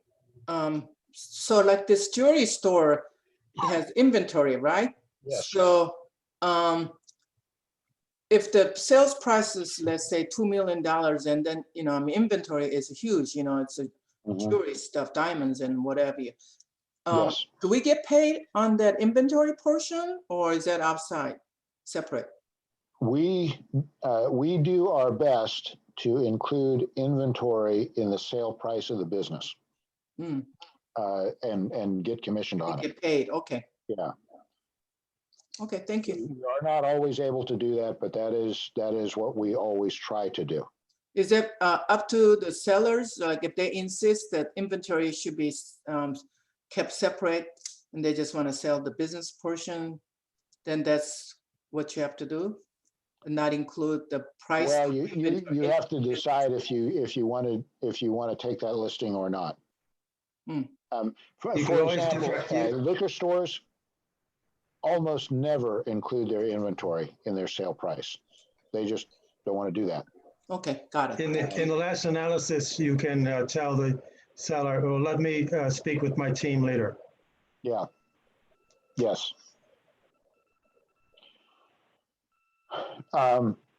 Okay, one other objection that I want to mention. Okay, well, actually two that I want to mention. There's the objection here that says, I want to sell, but I'm not going to sign a listing. Another way that's phrased is bring me a buyer and I'll sign a listing. And what we recommend you do is you say something like this. Okay, what I'd like to do is meet with you to find out more about whether your business would meet my buyer's needs. And so what you're doing is trying to get the appointment. That's the quiz answer. Okay, great. I'd like to meet with you so I can find out about your business so I can explain it to my buyer adequately. My own belief is that frequently when they say I'm not going to sign a listing, what they're saying is if someone came up with a offer that is way above market, I might consider selling it. But otherwise, I'm not interested in selling my business. And I really only want to work with people who are interested in selling their business. Another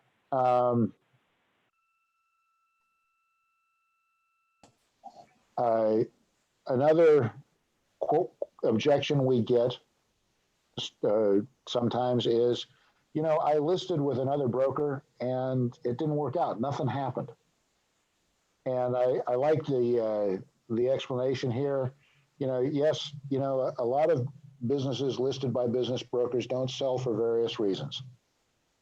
If you'd like, I can have a look at your business and perhaps give you some ideas about what could be done differently. I could also do a market analysis for you, no charge or obligation. It's probably not a good idea to spend your time criticizing another business broker, but just focus on, when we are telemarketing or really any of our marketing, the ultimate objective is to get an appointment to conduct a listing appointment, right? So keep driving towards that objective. Okay, this is some material. Ian, we we have a binder, and I'm not sure how many of them we have, but in the past we have had a binder that was basically a presentation binder. We would take this on listing appointments with us. It was kind of a nice looking thing and very expensive to produce. But Ian would typically use it. He'd just put it on the table, and the cover of it has this thing about 6,900 businesses sold. And that, oh, you've got one there. You got one there, Bill, it looks like. The idea is that that's, what would you call that? Social proof, Richard, that, 6,900 other business owners have used us, and we've sold their business for them. And then it had various other information, these facts about business team, some reference letters.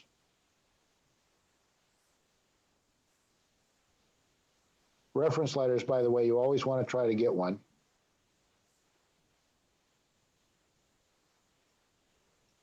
Lots of the reference letters, as you see. So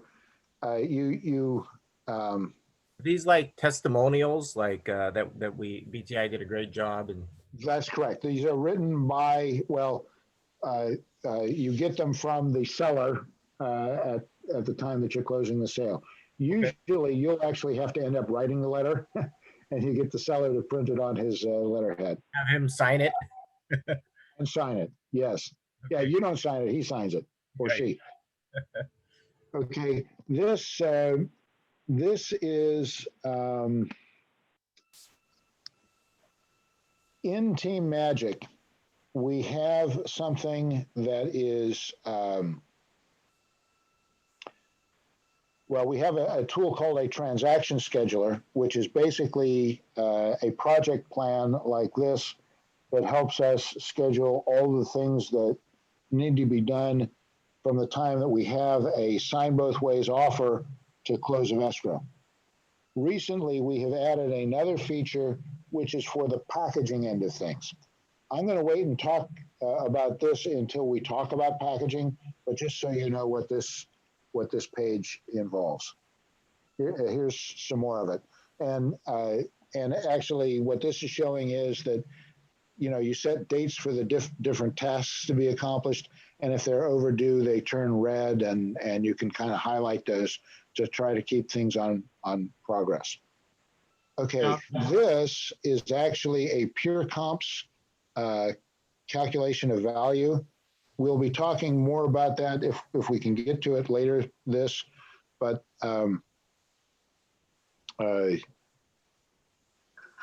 these are produced by Pure Comps.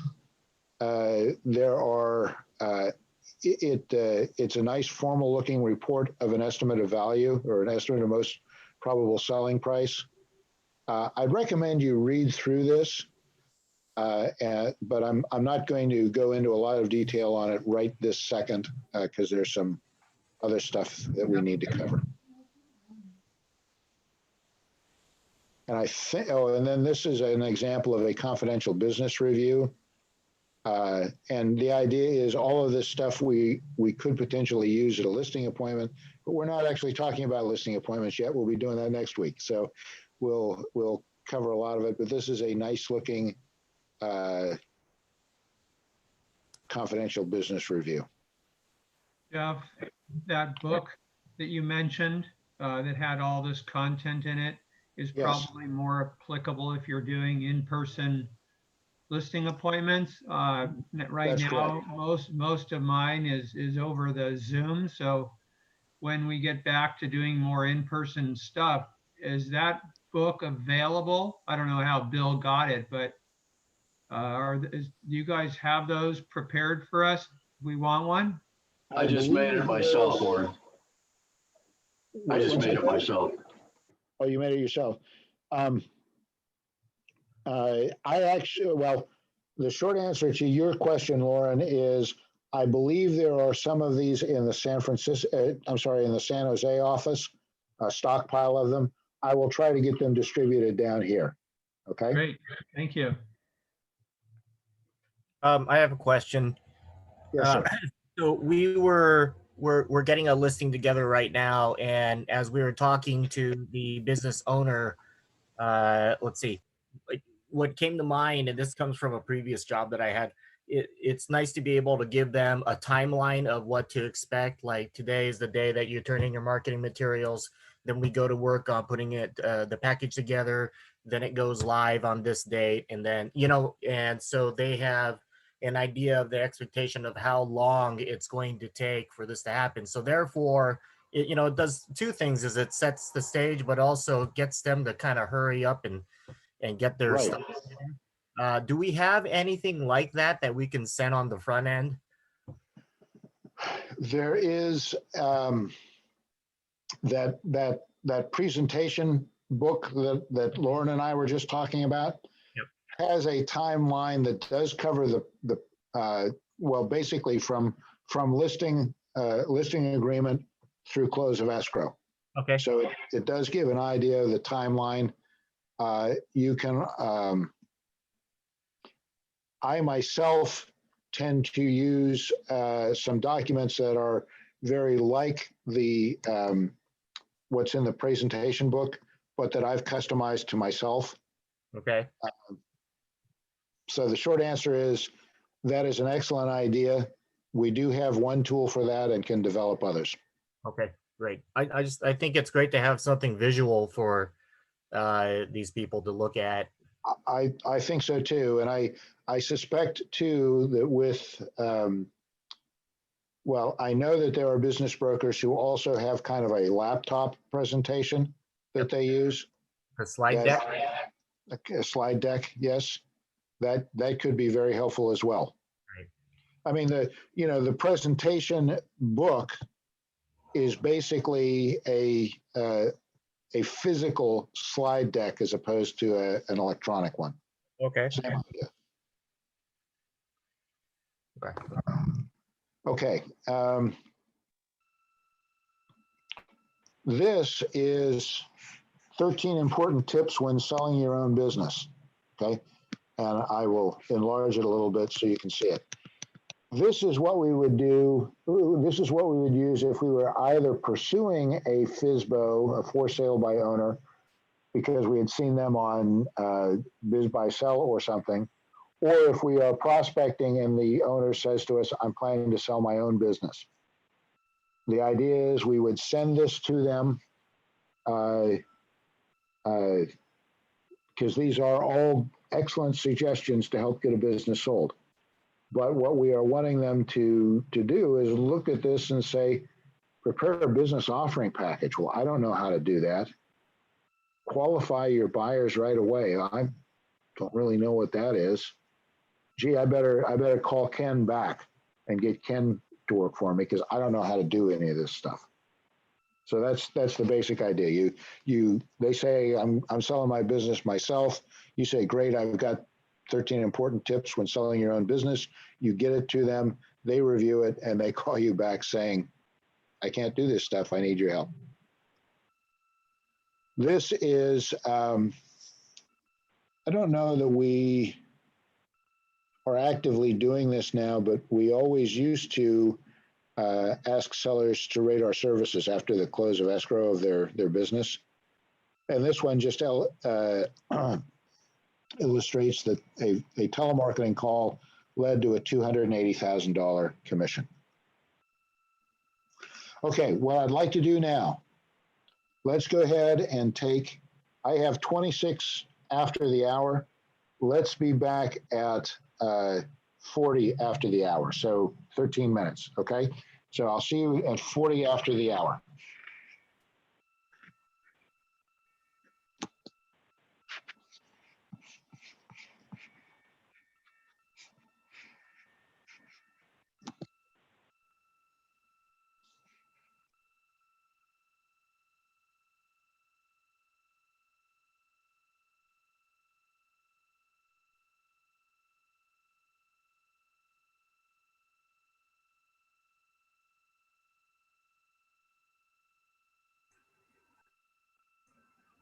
Jeff? Jeff?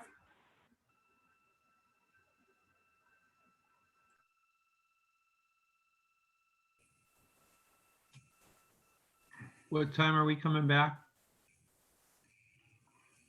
40 after. 40, thanks. Uh-huh.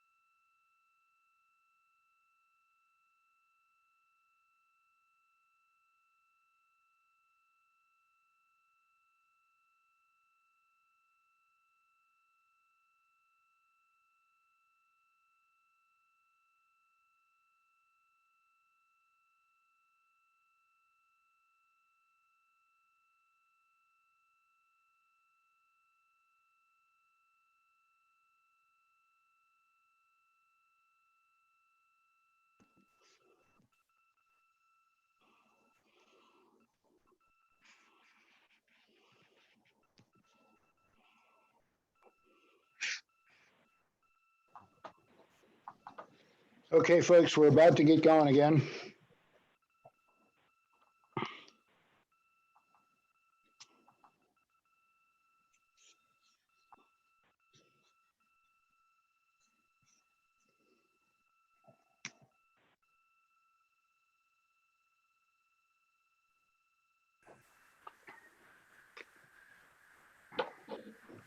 Jeff, I'd like to send through a recommendation to Charlene and to you for enhanced cover page for a binder. I find a binder is much more engaging than trying to get particularly a referral source through a slideshow. But, you know, listing the numbers of offices, the numbers of brokers, the number, you know, really fleshing out how substantial business team is, I think would be helpful. Good. And you recommend that on the cover page itself? I do. Uh-huh. Okay, well, I think that's a good idea. I'll make a note of that. Jeff? Yes. Can I make a small request? The bottom of your Sure. screen, you see the plus and minus in the bottom right? Yes. Can you Make it expand larger? the visual a little bit? Sure, I can do that. Thank you. Yeah, helpful. Thank Yeah, you. okay, very good.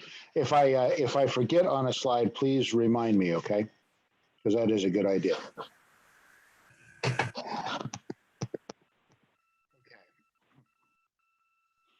All right. So I want to share one more telemarketing script with you. This is the one that I would say is the basis that is the one I use when I do telemarketing. For me, it works very well.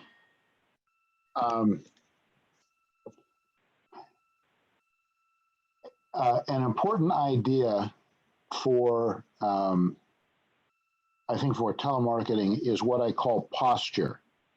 And that's kind of the way you hold yourself when you're on the phone. And I would say particularly when I am trying to get through the gatekeeper, I tend to have a very professional and business-like posture, as opposed to a more friendly one, say, or something like that.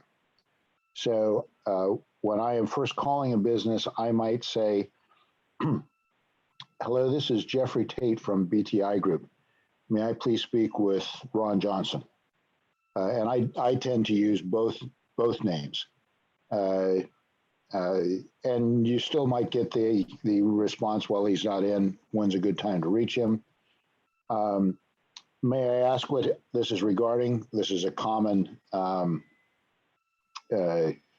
common gatekeeper question that any good gatekeeper is going to ask. Something that I have used to good effect is we're a business consulting firm, and I have a confidential question about the business that only the owner can answer.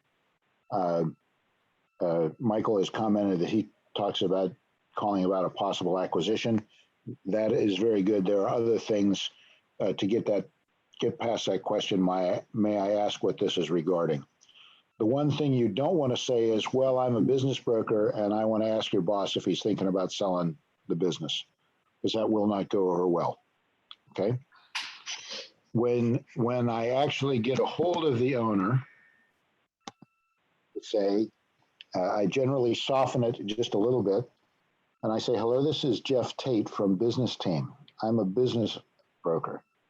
I help people get the best possible results when they buy or sell a business, and I'm calling to ask you if you've thought about selling your business in the near future. That I help people get the best possible results. That's called an initial benefit statement. And I'm asking the key question, are you thinking about selling your business? Sometimes you get a yes answer. And if you get a yes answer, well, I'd like to find out more about your situation and objectives and explain how I can help you get the best possible results. I have some time tomorrow at 3. Would that work for you?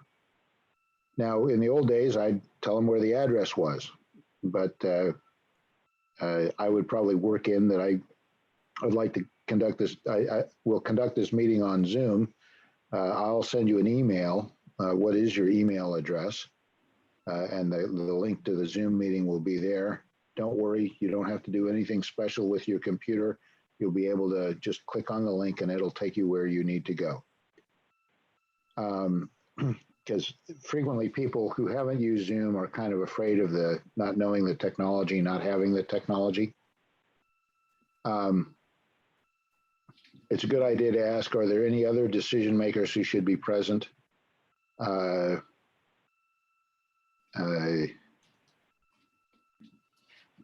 Okay. It is, we talked about how the first, the thing that people most want to talk about is themselves, right?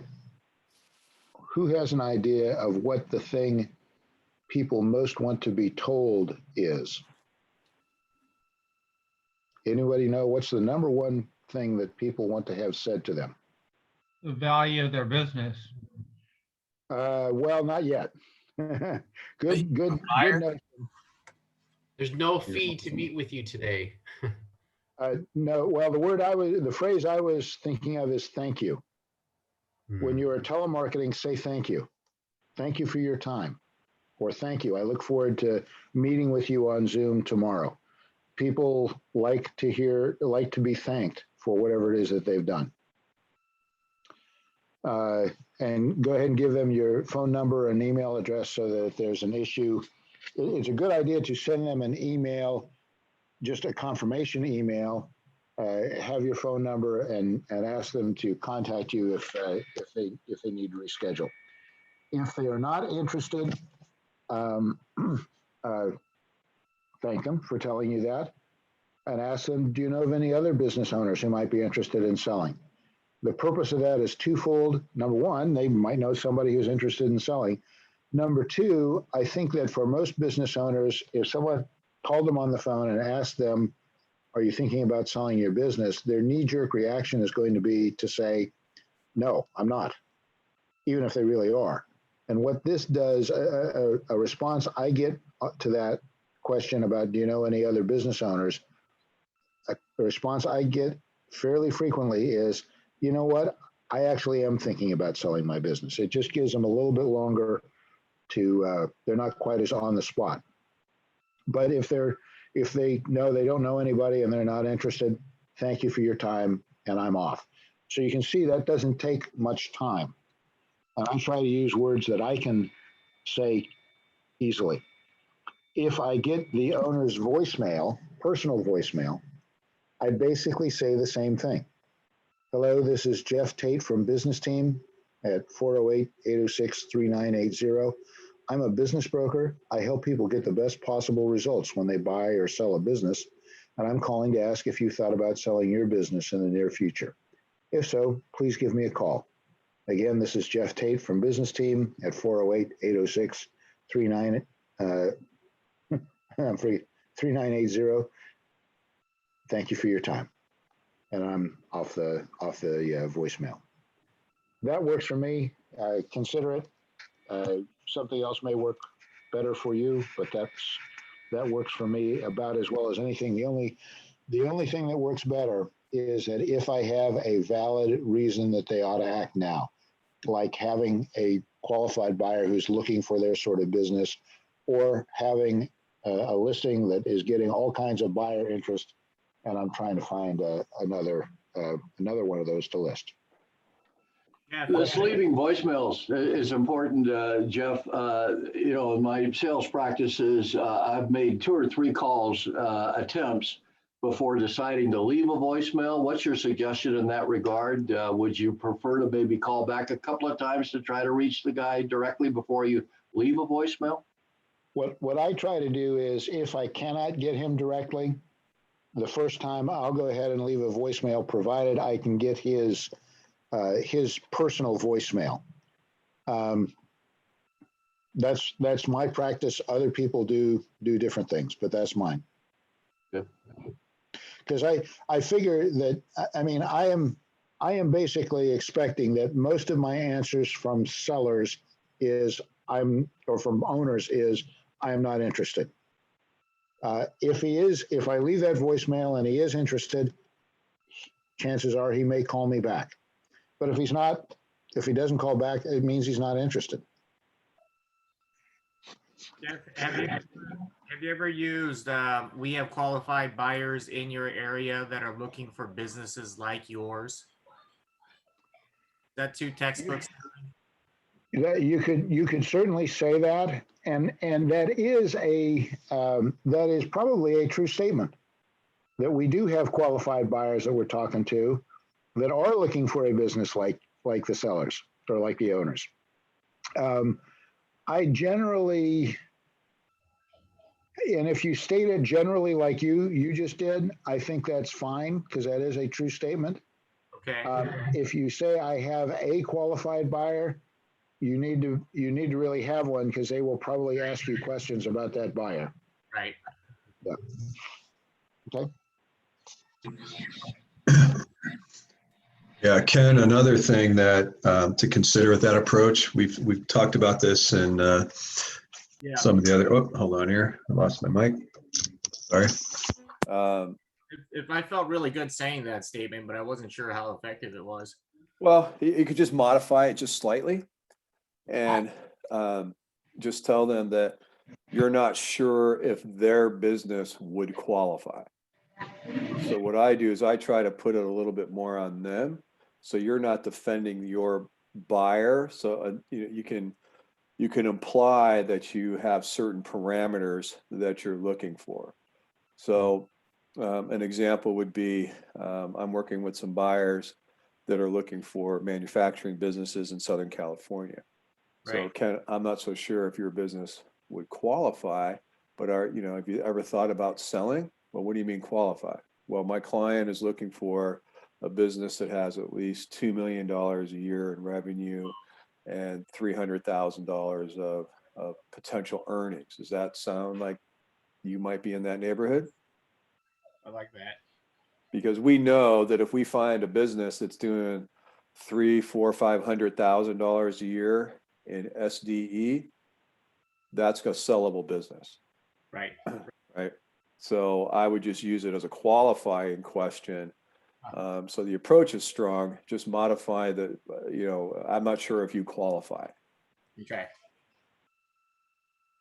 Hey, Jeff, this is Roy in Sacramento. Yes. I've got the one that I've always enjoyed using is, and it goes towards verticals. I have a listing and I'm going out and calling on these potential clients if they'd be interested in an acquisition. Yes. Typically, the guy might talk to me and he's curious about who it is. And then I might just jump in there. Are you interested in selling? So I walk in trying to sell something. I've got this. I'd like to introduce it to you. Would you be interested? And then I convert it to have you ever considered selling your business? And again, specifically to a vertical market, like an HVAC. Mm-hmm. And I've been pretty good with it. I mean, I'm getting people talk to me about it. I think that's a good idea. At some meeting we had recently, we had a similar conversation. That which you are describing, calling what I would call a logical buyer, like if you have an HVAC contractor and you're calling another one, that's a logical buyer for that first business, right? Right. That is a very valid marketing method to find buyers for your listings. Okay. And as a bonus, you frequently have the seller volunteer on his own. Well, I'm not really, or the owner, I'm not really interested in buying a business. In fact, I was thinking about selling a business. And sometimes if you are offering something for sale, another business, it's a little easier to get past the gatekeeper and to the owner. So I think that is a great method to use. Yeah, it's not intimidating. It's I'm professional. I'm not really cold calling, or at least I don't call it cold calling. I'm just, hey, I've got something here that might help your business grow rather than organically.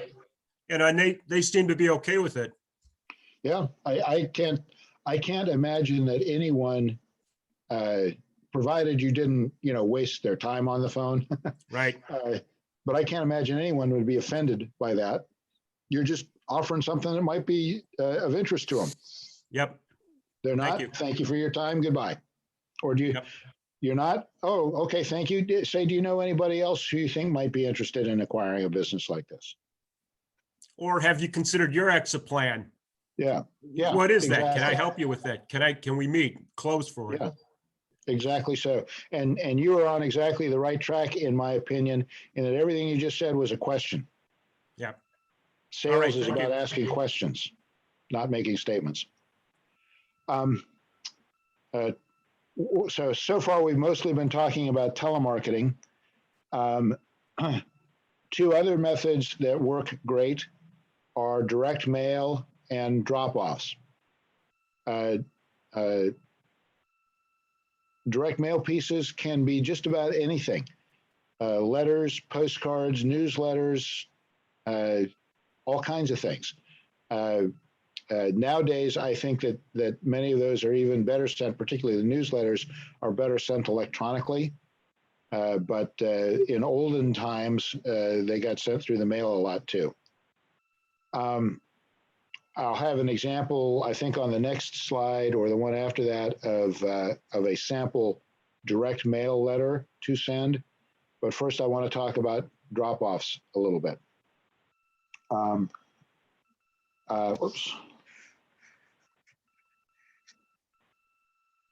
We talked about how we have those beige drop-off cards within our inventory, and that you put on the outside of the envelope, confidential for the owner. Or I think mine says confidential for business owner. And then on the inside, you have a little message like this. I put my name on it, and probably my email too. Many people put their business cards in a drop-off. That's fine. The key thing is, if you're going to do it, just do it, and do a bunch of it.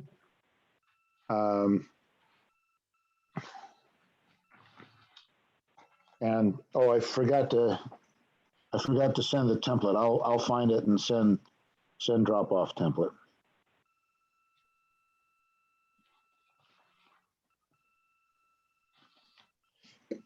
Okay, here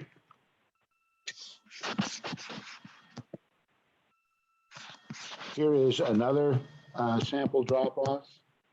I don't like this one myself so much, but there's nothing wrong with it. I just saw the other one first and used that.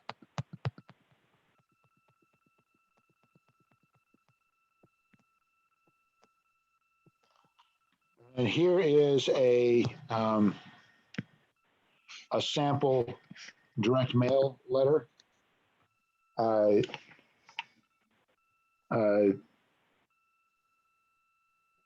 myself, and also people that I have worked with, have used this letter basically verbatim and gotten responses to it.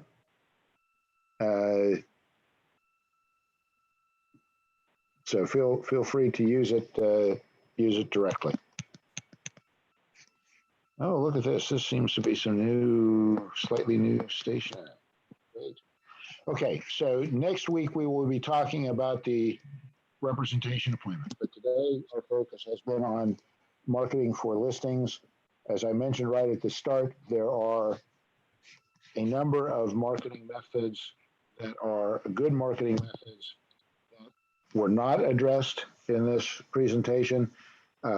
Richard's grid project covers many of them, and there are even a couple more. Okay. What are your questions regarding marketing for listings? Is this? I mean, I know we have several techniques. Are these the same techniques that all the other brokers outside of our company are doing? I mean, what are we coming across out there? I would say that some combination of these basic techniques are used by just about everybody. I think that different people use them with different levels of skill. But I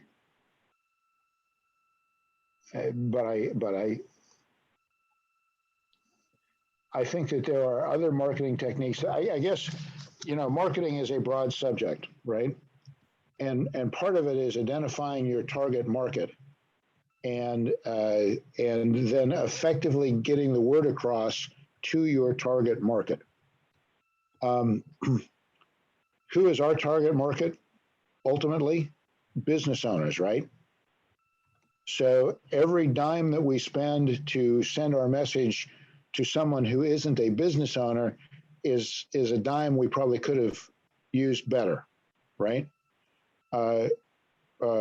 Richard's grid project, the grid project, is a very highly targeted marketing system to owners, and it's sophisticated and it's really good. I'm still learning it, but every additional thing I understand about it, it is a good thing.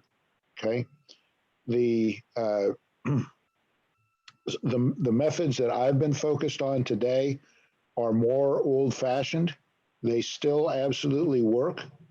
I think that the smart move is to use both of them. I will say that telemarketing, the key advantage to telemarketing is if I woke up on Monday morning and said to myself, by golly, I'm going to have a listing by Friday, I'd start making phone calls, because that, the way I am, that's what would work best for me to get a listing this week. Okay, which can be a good thing. But I think all of them have validity. I think that, well, if you just look at business brokers and look at their different websites, some of them are very effective marketing tools. Some of them are much, much less so. Any comment, Richard? Yeah, just to add to what you said, I think that, in today's world, it's fair to say that things are changing, right? Yep. The internet and its power has made, the sales process really is much more fragmented today than it used to be, right? So all of these things, if you look at methods of marketing, telemarketing used to be a whole industry. Direct mail used to be a whole industry. Social media didn't exist 10 years ago. Email didn't exist 25 years ago. Websites didn't exist 25 years ago. So times are changing. And really what's happened is the disciplines are changing as well. So it now becomes a combination of prospecting, marketing, and branding. So when you look at large corporations and you look at their techniques and you read prospectuses and things like that, they talk about their marketing and sales effort. And they generally segregated into those three areas, direct sales, marketing, and branding. So what we're all trying to do as individuals is, some form of that. So to Jeff's point, the fastest way to have some impact, the immediate feedback, is get on the phone. And by the end of the day, you're going to know where you're at. With marketing, you develop a campaign and you send it out there, and it's a time and persistency formula, right? So it takes time to do it. You have to be persistent and you have to give it time. And when it comes to branding is more of a long-term effort where you're trying to create brand awareness and top of mind recall and things like that. So you can get it pretty technical pretty fast, but they serve different purposes. So we're just trying to expose you to all the different elements. But if you want to do down and dirty research about what other brokers are doing, just put a search into Google or to Bing or to some of the other some of the other search engines that are out there, and you'll see the approach that 4, 5, 6 groups are using. So business brokerage really breaks down into 3 delivery systems. You have individual business brokers that are out there and they're independent, and maybe they have a small shop of 2, 3, 4, 5 people, an assistant, and they market in a local area or a niche. You heard about Steve Zimmerman, for example, who focuses on restaurants and food and beverage listings. There's others that do dental practices, for example, or veterinarian, or whatever the case may be. The next level up from that is the franchise system, the Sunbelts, the Transworlds and the Murphys of the world and things like that, where you buy, a geographic territory and you have somewhat of a system in place and you promote based as part of Sunbelt or Murphy or Transworld or whatever the case may be. Or you have a regional operator like us.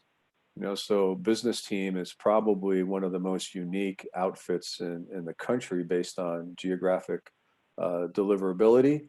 It's independently owned. It's not a franchise-based system. And you've got some, common effort here with standards and practices of co-brokering and things of that nature. So just imagine there's 30 some odd people on this phone call. There's 100 people in the organization. So imagine if 30 of us each had a targeted database that we were going after. We all specifically selected, 1,000 business owners in whatever our discipline is, food and beverage, manufacturing, logistics, nurseries, whatever it is. And we consistently sent out a direct mail effort, say once a quarter. So there would be 30,000 pieces of mail going out. If we did one drop off to our 1,000 people in our database each quarter, that's another 30,000 drop offs to the same group. If we did one social media blast each time, that's 30,000 impressions. If we sent out an email, that's 30,000 emails. So that's the power of what we're trying to build. So this is just a foundation effort here to get in some base understanding of what's capable, what resources are available, and then how do we build on that? And then that will spill into the direct marketing, direct prospecting, marketing, and branding. So this is just the beginning of an effort that will continuously grow. And, to all these things, any of them that you commit to are going to work. If you commit to telemarketing, it's going to work. Yes. I have a question. I haven't selected industry or anything, but I'm thinking about, I've been talking with Jeff, but one of the things, I have about half a dozen industry I'm thinking about, so I want to pick one or two or whatever. But how do I find turnover ratio of a particular industry? Because if I pick 1,000 and maybe there's only two business sold, in a given year, that's a lot of, Sure. Well, we have access to industry reports. I know Jeff and some of the others are members of the IBBBA, and there are industry reports available, and that's part of what we're talking about here, right? So earlier in today's training, Jeff talked about understanding your target market and doing some market research. That would be an example of understanding market trends. What are the growth projections for the particular industry? Like right now, is it a good idea to be going after businesses that sell, that rent videos or are in the pager business? That's probably not a strong market versus going after something maybe that like a new emerging trend is ghost kitchens for food and delivery. It could be, something that's in the freight forwarding business that, you could buy a FedEx route, for example. So there's different ways to think about it. So right now there's probably 250. I know there was a report recently by Ibis World that just identified the 250 top essential businesses and the financial success that they've had due to COVID. So if I was starting over right now, that would be an area that I would want to research. What are the top 200 essential businesses that are thriving and are profitable in this environment? So that would be an example of doing your research that Jeff had mentioned earlier in the process. Okay, great. Thank you. And we have some sort of subscription, or at least we did, but I think we still do, to the IBIS reports. And we have kind of an inventory of many of the industry reports that they have, or can get more of them. I believe that Marianne would be the best person to speak with But that can give you additional, if you're interested in a specific industry, that can certainly give you insights into that. I'm going to try to find that one that you just mentioned, Richard, the 250 top essential businesses. I think that would be awesome. That would be awesome. There was IBIS World. IBIS World. IBIS Yeah. World. Yeah. IBIS World. Yeah. So do we have a copy of that? I'm going to contact Marion and see if she has a copy of it or can get a copy of it, because she has worked with IBIS extensively. So we'll see what we can find. Okay, thank you so much. Just as an aside, Len Crick, who is from Las Vegas, very successful business broker, very well known in IBBA. He when the pandemic was first starting, he had an IBBA seminar about how to sell in that environment. And one of his suggestions was focus on essential businesses because they're the ones that are still operating. Okay. Any other questions pertaining to marketing for listings? Okay. Just following up on Jeff, on the IBIS report, do I understand that we now for future reports will be getting the Dun & Bradstreet reports and not the IBIS reports through BTI? Is that correct? I don't know the answer to that. Okay, I think that Richard had mentioned that in one of his presentations previously. All right, thank you. Well, I'll try to find out, but I don't know directly on that. Richard may well have been right. Thank you. Okay, so what I want to do now is shift to what we were talking about last week.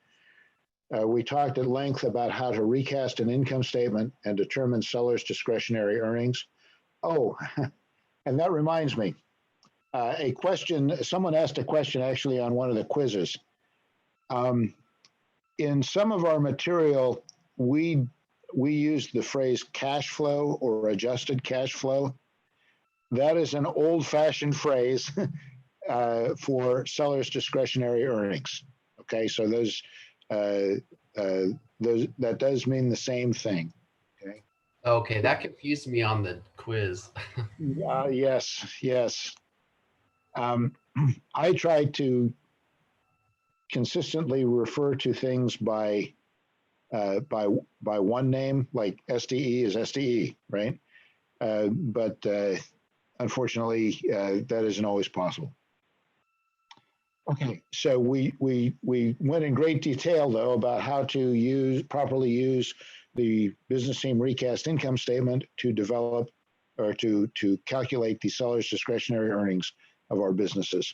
Then we talked about the the team comps and the biz comps databases, comparable sales databases. Then we kind of ran out of time. So what I want to do now is go back and look at deal stats and which used to be called Pratt stats and peer comps. And to show you something here, if you go to Team Magic, you go up here to Documents and open that up. Oh, if you're me, you'll almost inevitably have to log in again.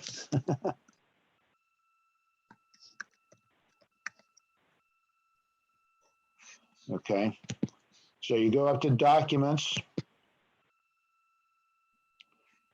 and scroll down to Add Website Logins. You see this right here under Education. I don't know why this is under Education. It just is. Here are the various business for sale websites and the login and password. You'll note that Biz by Sell is not on this list because Debbie Brooks controls that. But then there are also Pratt Stats and Peer Comps. Okay.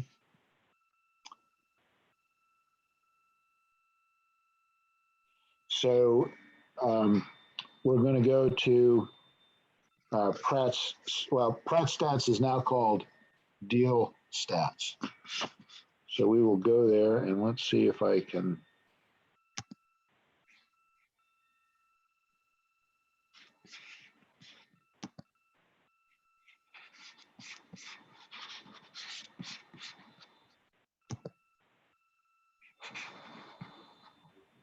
Now, when we do a listing, we don't submit them to each of these websites, correct? That's the administrator. I believe that Debbie Brooks does all of that for us now. Okay.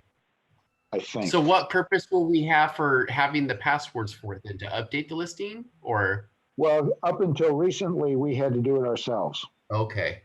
Okay. But a new listing and an updated listing, it should all be taken care of by Debbie Brooks.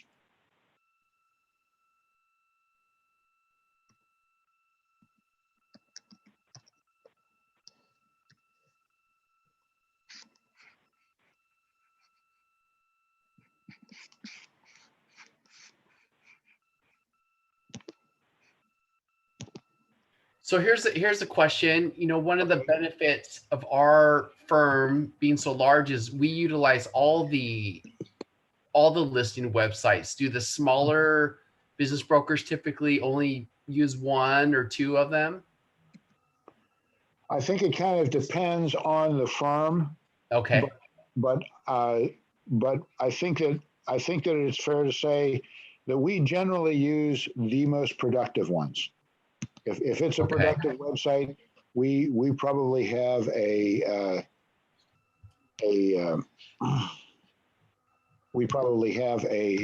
subscription to it. Okay.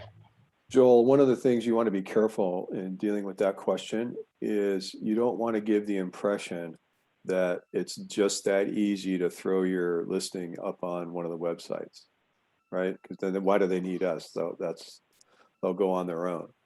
I think it's fair to say and emphasize the length of time that business team has been in place, number one, and number two, the number of buyers that we have access to. So I think right now the buyer database that we're using for the newsletter and things of that nature is north of 20,000. I think it's 25,000 or more.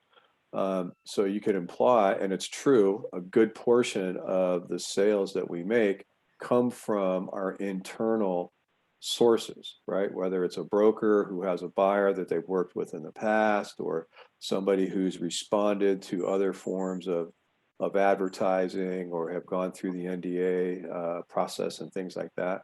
So you want to talk about our advertising as a whole and not highlight any one piece of it, and really kind of imply, it's the combination of all the different things that we do that yield the results. It's not just because we pay the subscription fee for 10 websites and Sunbelt only pays for 4.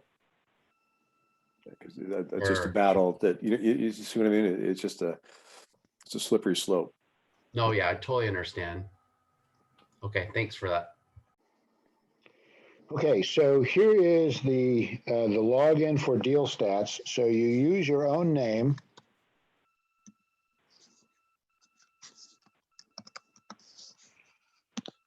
You use your business team email address. And the password, as you can see here, is BTI and then ampersand 2019 #. And so BTI and 2019 #. Let's see if that works. Incorrect credentials.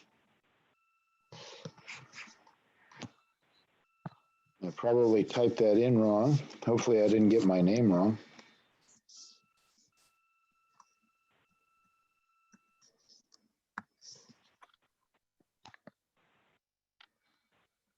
Okay, this is looking helpful.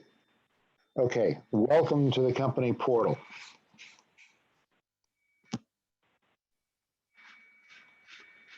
and there's some stuff there. But what you basically want to do is go directly to deal stats right here. And this sets you up to do a search for comparable sales. And what you need to do is to give the parameters that you're looking for. And they do it, for example, if you're using SIC, rather than having you type in the SIC code, they have the different types. Now, you guys, we've talked about this before. I just wanted to make sure, though, that you guys had captured it. What is my own personal favorite SIC code? Does anybody remember? I think the bars, whatever that is. Yeah, for extra credit, what is the SIC code for a bar? Is it 7022? No. No. Okay, that was just a number. It is 5813. Okay. So if we'll just use that one for the heck of it, right? You can also use NAICS codes. You can use the date of the sale. You can use the net sales range of the business. You can put several other parameters in, SDE, EBITDA, etc. But let's just look for those bars. And if we scroll down here, it has, let's see if it says how many altogether. It brought up 488 comparable sales.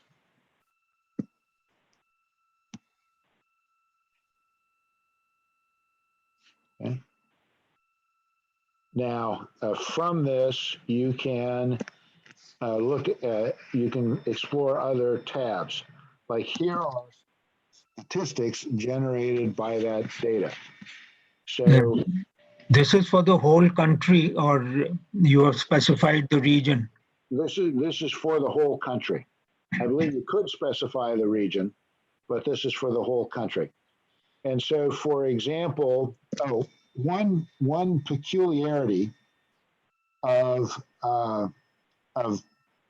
deal stats is that they refer to something that MVIC. Who knows what that stands for? Anybody? Market value of invested capital, I think. That is correct.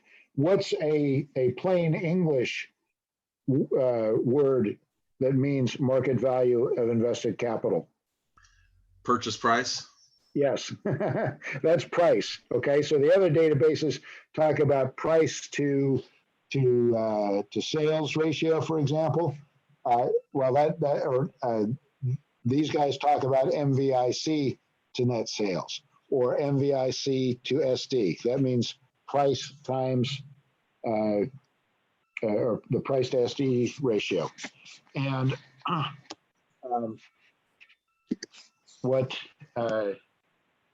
if we look here, this column here is the average.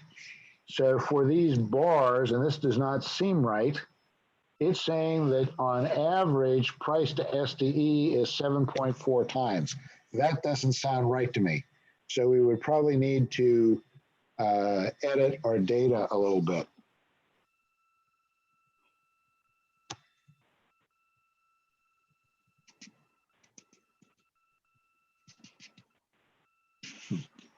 This is different than BizComps, right? This is similar to, but different than BizComps. That is correct. Okay. Okay. And you're saying it doesn't, this is James and Eugene, you're saying it doesn't sound right because it doesn't kind of conform to the, if the business is worth more than $1 million, it's 2.5 times generally. Is that why, what you're going off of? First, that you're quoting is that is a very general rule of thumb. It is not industry specific. My experience with bars is that they do not sell for 7.4 times SDE. I would say that probably more like 2.3 or so would be more in line with my experience. So I'm just suspicious of that. Okay. Now the ratio of price to net sales of 0.63, so 63% of annual revenues, that seems in line, but the SDE one seems off. So we can look into that. And I should say that I generally don't use this to prepare for a listing appointment, but I do use this when after I've taken a listing and I'm doing a more detailed estimate of most probable selling price. Thank you. Here's another tab called Insights. That this is kind of their version of some of the graphs that I like to use. Like here is MVIC for price to discretionary earnings. And this says that in general, the middle two quartiles run from 1.4 times to 3.4 times. So I think there must have been a couple of high-end ones that kind of skewed that one thing. Here is another version of this.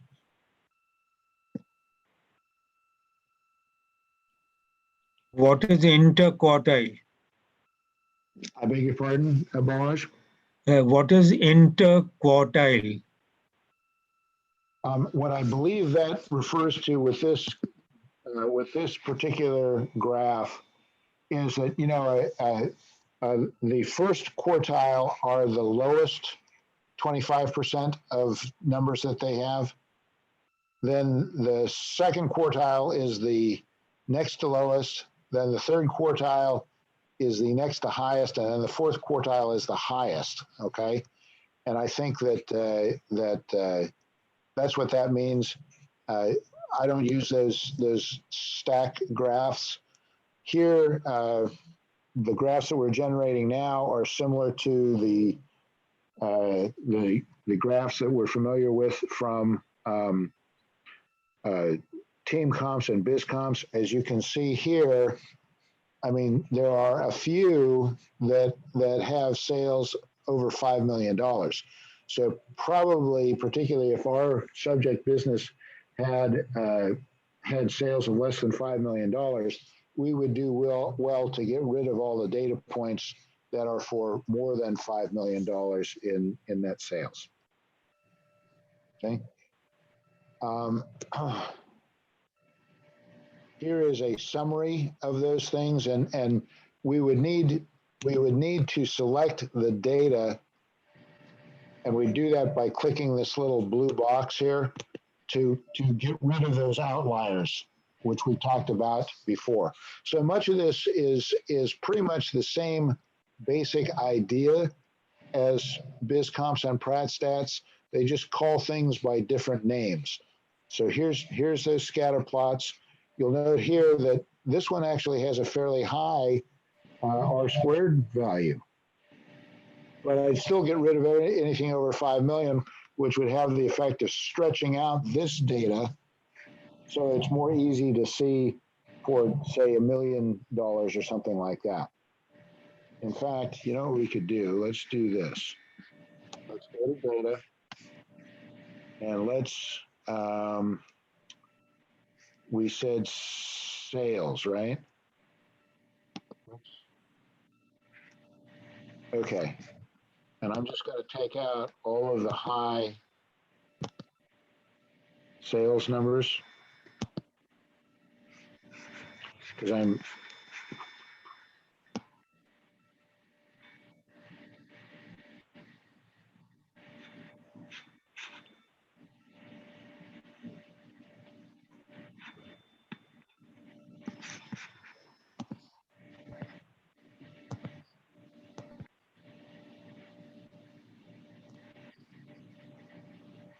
Balraj, mute, please. let's see if we let's see what we come up with here.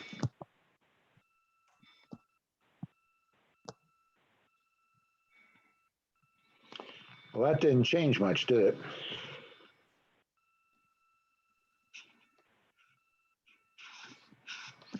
Probably I needed to take some more out, but that's how you remove data points. You go to data and deselect the points that are being considered. And I may have, you know what? I'm going to do this. I may have been taken off the wrong end. There, okay, I was taken off the wrong end.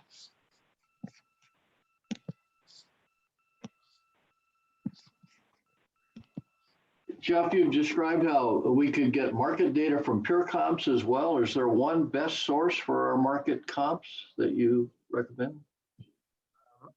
I think that it depends on the business you are trying to estimate the most probable selling price of. I would recommend, unless there's a compelling reason otherwise, consider all 4 databases.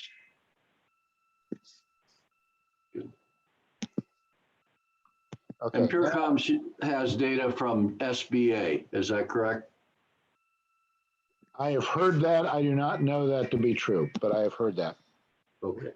Which one do you use most often? I personally probably use BizComps most often. Okay. Just because that's the one I've used the longest.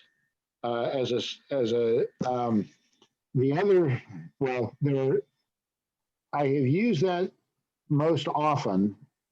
And one thing about BizComps is that they state up front that what they do is they take the data about each of these businesses sold.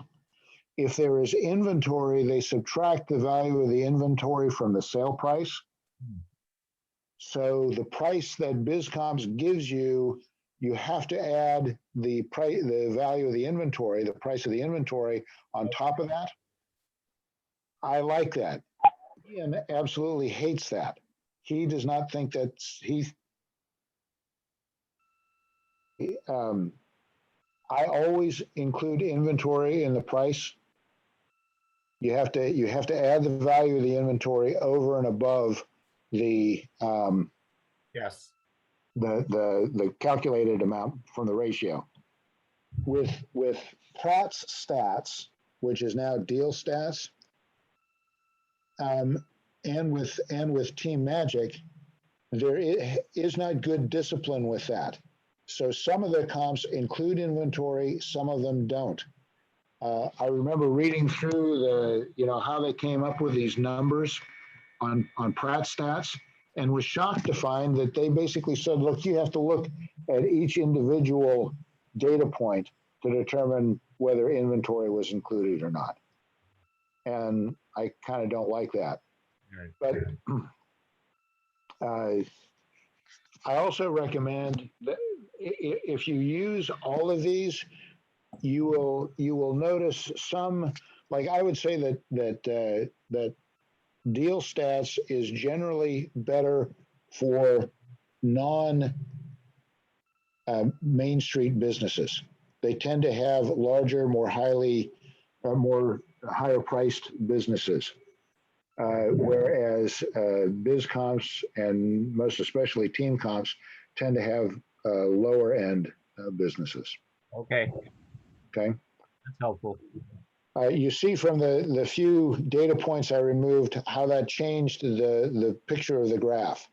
And we could easily take this down to SDE because we still got a ton of data points in here. But if we took out all of the negative SDE and then maybe only focused up to 500,000, we'd even get a better view of that range. Does everybody see how I did that? To select data points, you go here to where it says data. Jeff, Yes, sir. if you scroll up, Yes.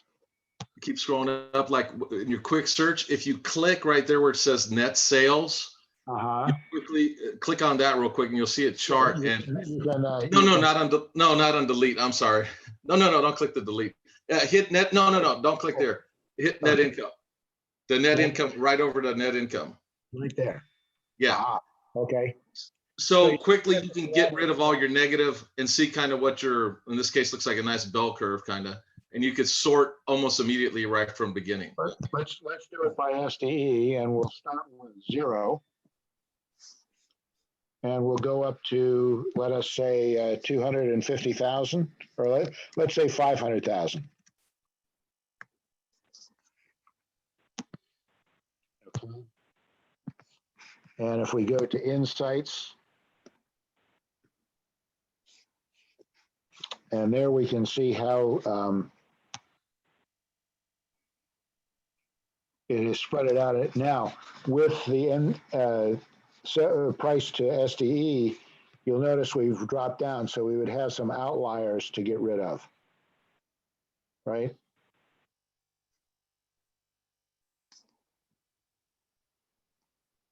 So you get the basic idea, and the only way to learn this is to use it.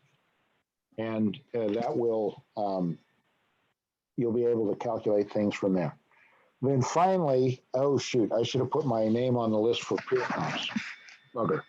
Let's see if I can get us on now.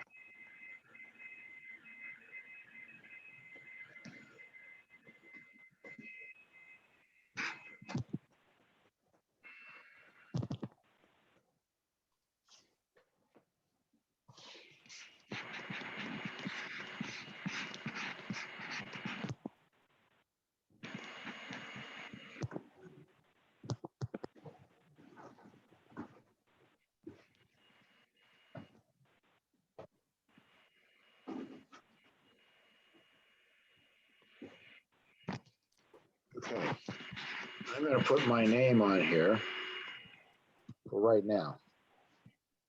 You're not Jeff, please mute.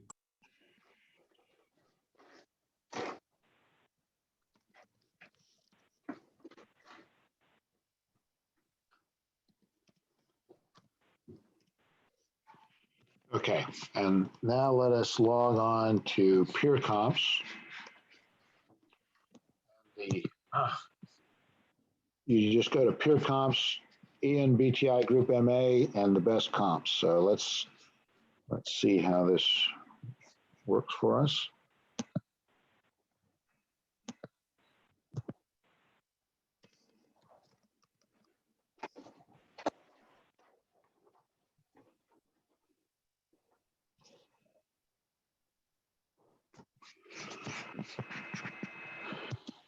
And we use Ian at BTI Group MA, and the password is the best comps.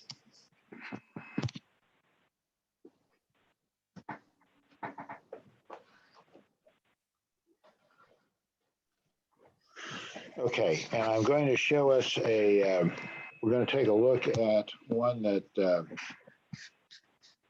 Lauren and I were looking at.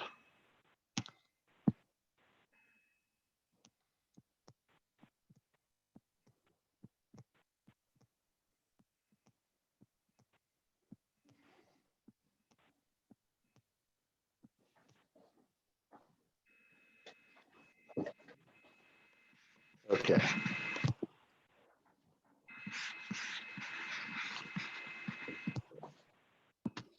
Okay, and it produced a valuation report.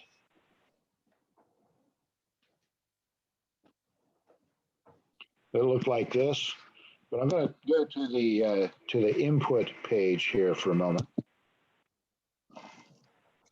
When you open up Peer Comps,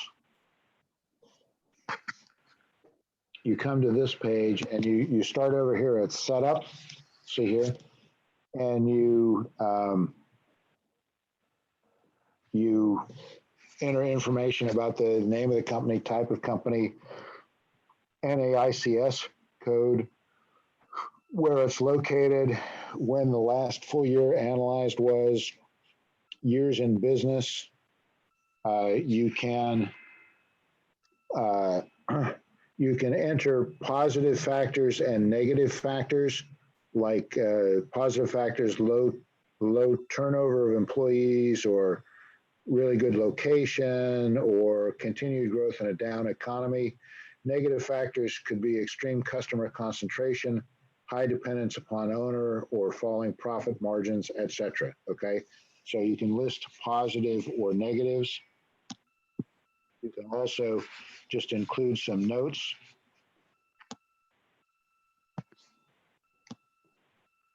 You click on next, and it's going to take you to assets. And what you do here is you basically enter the information on the adjusted balance sheet. In other words, what is going to be on the balance sheet at close of escrow. So probably the way that we operate, accounts receivable, inventory, accounts payable may be still on the balance sheet, and then the value of fixed assets could be on here. Okay, Ian doesn't like to use this. Many business brokers don't consider asset value, but I think this is particularly important in the circumstance where, let us say that you have a machine shop that has not been doing well for a while. So it may be that the current market value of all of their heavy machinery is a greater value than the going concern value of the business. Does that make sense? So using what the seller's intent will remain on the balance sheet at close of escrow, you would enter numbers here. In this case, they intended to give about 400,000 of accounts receivable and about 222,000 of fixed assets, no liabilities. You can make notes here about it. You click next. That takes you to income. And what we basically did on this, and what you would do, is you would enter the information from the recast income statement. One important thing to watch out for in this case is business team's recast income statement says that this column would be the most recent information. This column would be the next most recent, and oldest, okay? Well, they've got it reversed. Here's the oldest, next oldest, next most recent. So we had no end of trouble because I can't seem to read things like this straight, but we eventually got the numbers to match up backwards. Okay, then next step, we are going to, something else down here. What is your advice on putting in the projected? Because I was actually just going to discuss that. Oh. This now this that says projected, this actually was the most recent year. If you remember this one from last week, this company runs on a fiscal year.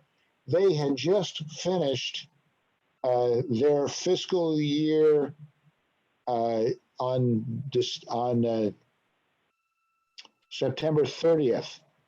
So the projected was actually a 12-month P&L for the fiscal year that had just finished. Okay, so so this isn't really projected. This is actual. Ian is not fond of using projected numbers. This here says the growth rates. What you're trying to do is predict the rate of growth. I think that 3 or 4% is kind of a just inflation rate, okay? And you could use that. If you honestly believe that it's going to rocket up, 20% or something like that for some reason, you could put that in there. But most of the people that I know are not very good at predicting the future. I think a lot of people would pay money to know what's going to happen on Tuesday evening, but nobody can say that for sure. We can make guesses. Nobody can say it for sure. So you can put growth rates in here. Ian generally would not do that, but you can if you want. Although he will probably ding you on it if you do it. He'll question it if he sees it. Okay, capitalization rate. If we click next, it's going to take us to the capitalization rate phase. There is a valuation method that we use called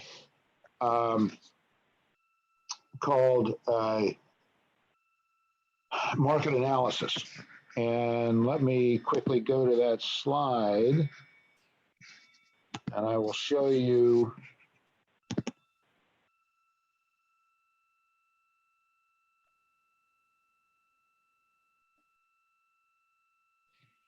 Our market analysis form.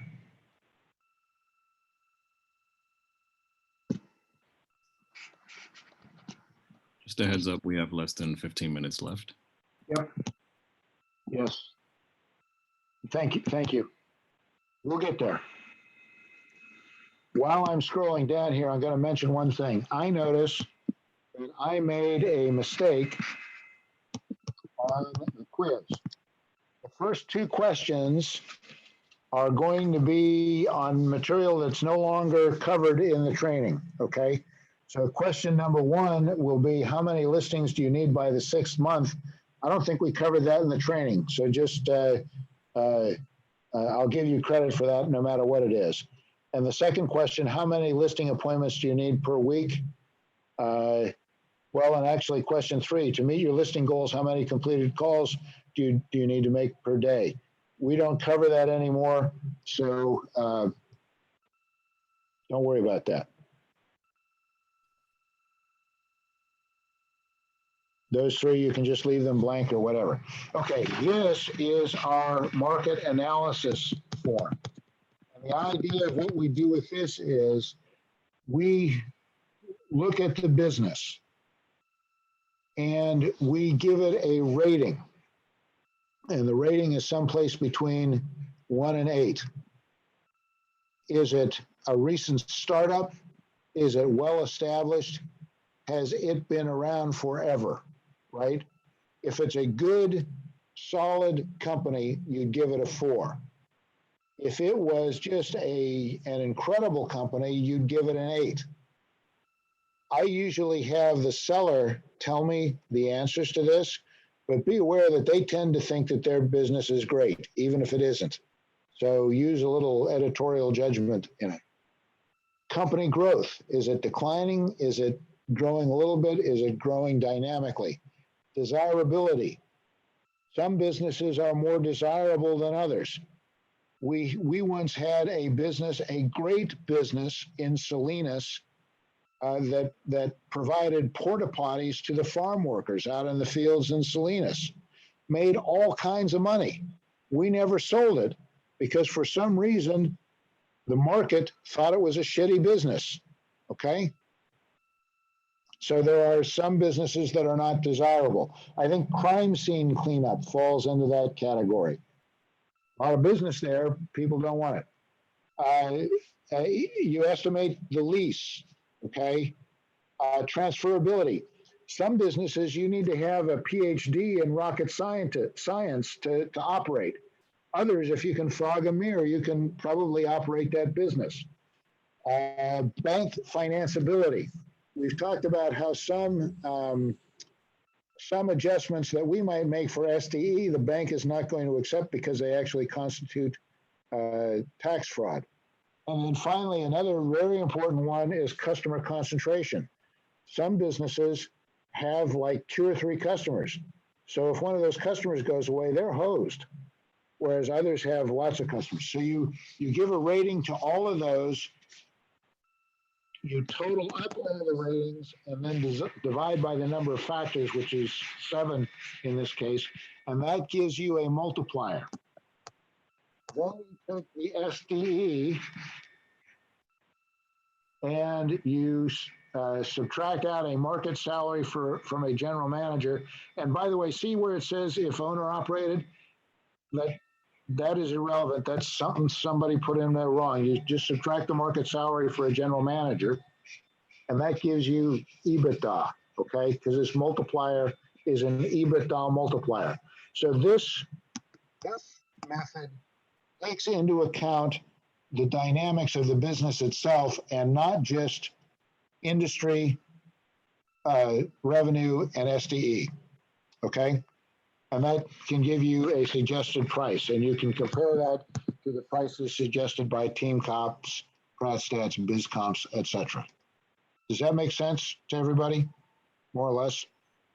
Okay. Did you, Jeff, did you say you have to subtract market salary for general manager? We do. The difference between SDE and EBITDA is that it is the value of a market salary for a general manager. So we have to do that, is what you're saying? Yeah, you'd have to do that at this step here. And what I was saying is, see where it says if owner operated? That's not correct. They confuse 2 different things here, okay? So ignore if owner operated, just subtract the market salary for a general manager. Okay, thank you. And that gives you EBITDA, and then this multiple is for EBITDA. Okay, so that gives you another point. Okay, so back to peer comps. This is basically the same idea. We are coming up with a capitalization rate for this based on different risk factors, like for financial risk. Okay, and you can read the criteria here. We selected 29, which is about an average level of risk. Okay. Quality of financial information. We had excellent financial information because, we did this wrong. Huh.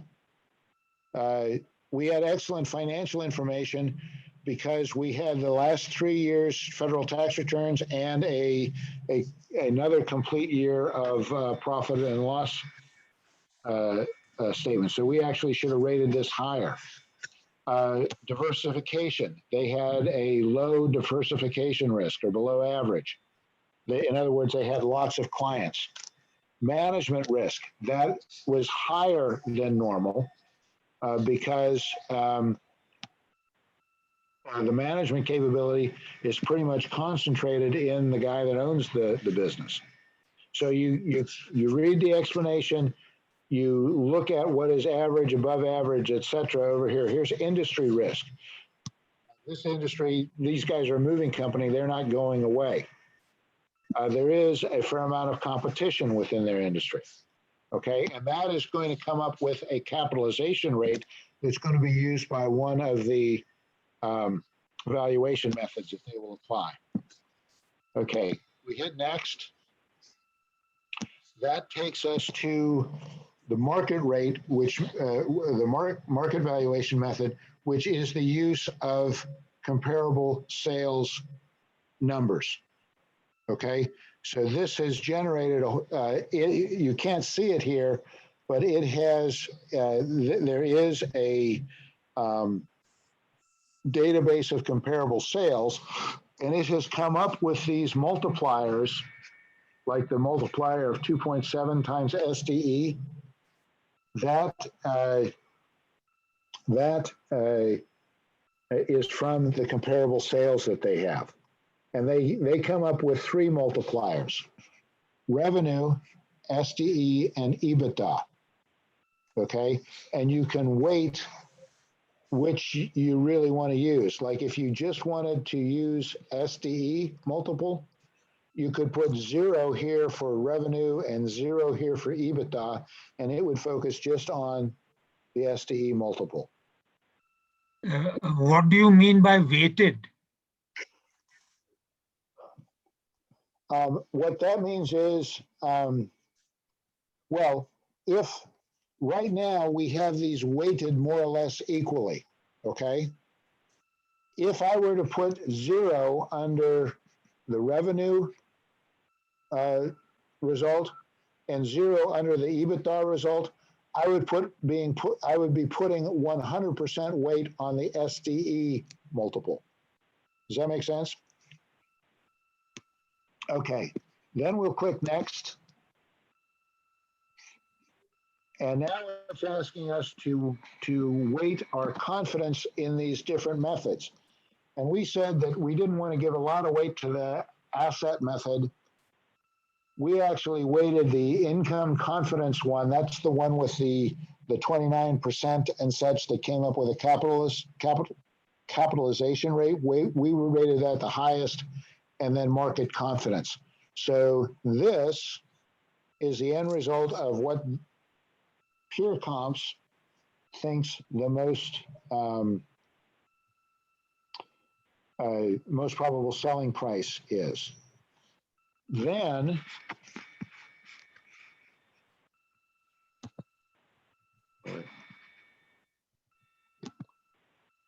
it created, the end result is a report that it creates.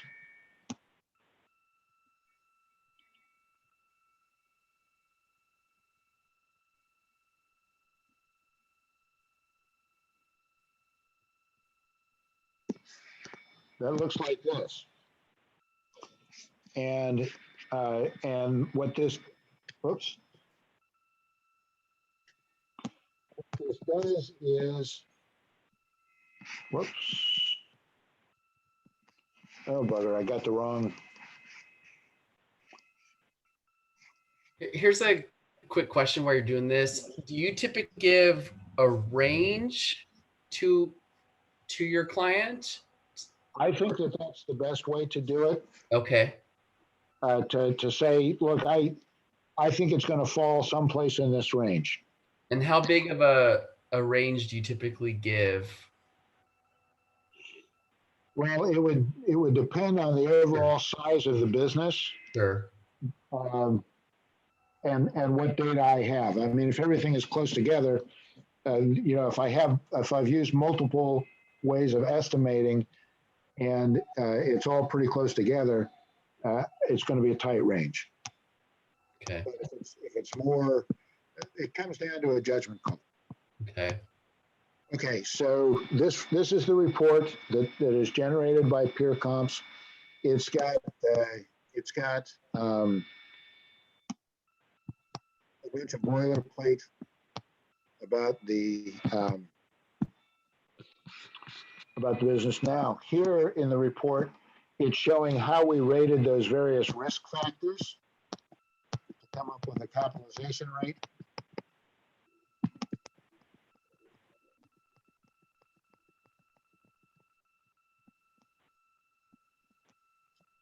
It gives a financial, this is essentially our recast income statement.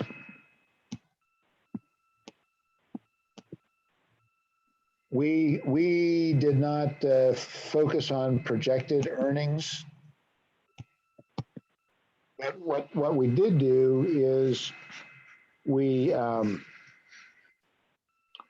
weighted the various years. We gave more credence in our consideration to the more recent years. And that's how we came up with this average weighted EBITDA. We ignored the growth rate thing. Here's the adjusted balance sheet that we talked about. Hey, Jeff, it's Roy in Sacramento. I got a quick one here for you. Do you avoid the future growth rates because one, it's hard to predict, but does that hold us liable for any of those predictions or forecasting? And is that why he wants to stay away from it? I would say that the main reason I stay away from it is that Ian's strong opinion expressed over the years is people are shit at predicting the future. Pardon my language. Okay. Okay, but it has nothing to do with E&O and they got us or something like that, right? I mean, that is a reasonable consideration as well. And that may be well part of Ian's thinking, but you know, I mean, we can't predict what's going to happen Tuesday. How can we predict what's going to happen in a business 4 years from now? Yeah, I think your answer is good. Thank you. By the way, speaking of Tuesday, I strongly encourage all of you to vote. And I would also recommend that you do your best to vote from an intelligent and informed point of view. Well, isn't that how we got into this mess anyway? Yeah. Something that was helpful to me, particularly with all of those, all of the ballot measures, is I went to the Democratic Party of Orange County website and the Republican Party of Orange County website and read who they were endorsing and what their positions were on the various ballots. That was very informative to me, helped to get both sides of it. I commend that to you, and I strongly encourage you to vote. Okay, this is how we got to the capitalization rate that we used, and that shows the numbers to it, and that gives us ultimately the adjusted the capitalization rate, the income method of estimating the value of the business or the most probable selling price.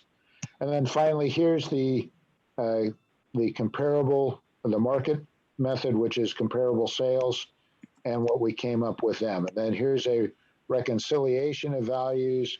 And so it comes down to the estimated value for selling the whole thing.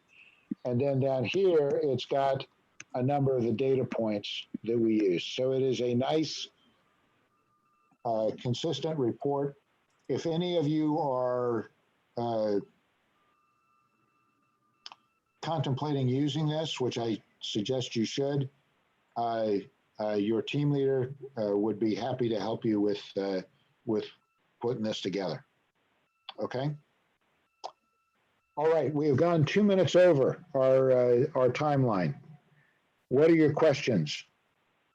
Jeff, would you give the peer comps report just the way it printed in the book to the business owner? You give him the report. That is the intention of this report, is that you would give that to the owner. Yes. And then is there any further qualification needed to make clear that it's a broker's opinion value from the California DRE standpoint, or?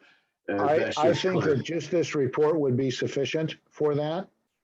I do recommend, though, that you practice with this a little bit, so and talk with your team leader so you have a correct understanding of it. Because as you see, there's a number of things in here that are kind of well, like the projection of future earnings and stuff like that. It's challenging to deal with. I wouldn't give it without you seeing it first. That's for sure. Yeah. Hey, yeah, Jeff, I do have one quick one here. Yes. I give this to the business owner, and that's my responsibility. And I believe I would never hand this to the buyer, but in some cases, it may help them understand how he got to the value. Am I correct? Typically, I wouldn't give this to the buyer. Would you ever do that? If you were,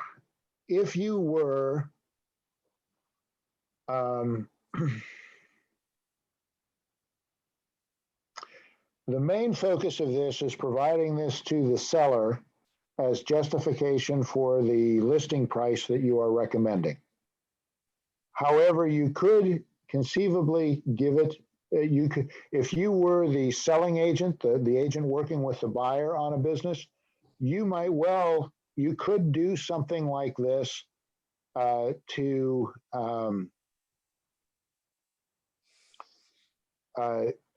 help the buyer understand whether the price that's being asked is reasonable or not. Okay. So you could do that. The key caveat I want to give with this is tricky. This covers valuation methods like the asset one that business team historically just has not used. Yeah. And Ian recommends you just leave that blank. But it does produce a nice professional looking product. Yeah. And I would recommend its use if you have reached the level of professionalism and knowledge that you can explain what all those numbers mean and what all those words mean. Okay. Does that make sense? Yeah, it does. Yes. These would typically be the higher grossing businesses or the higher $1 million plus.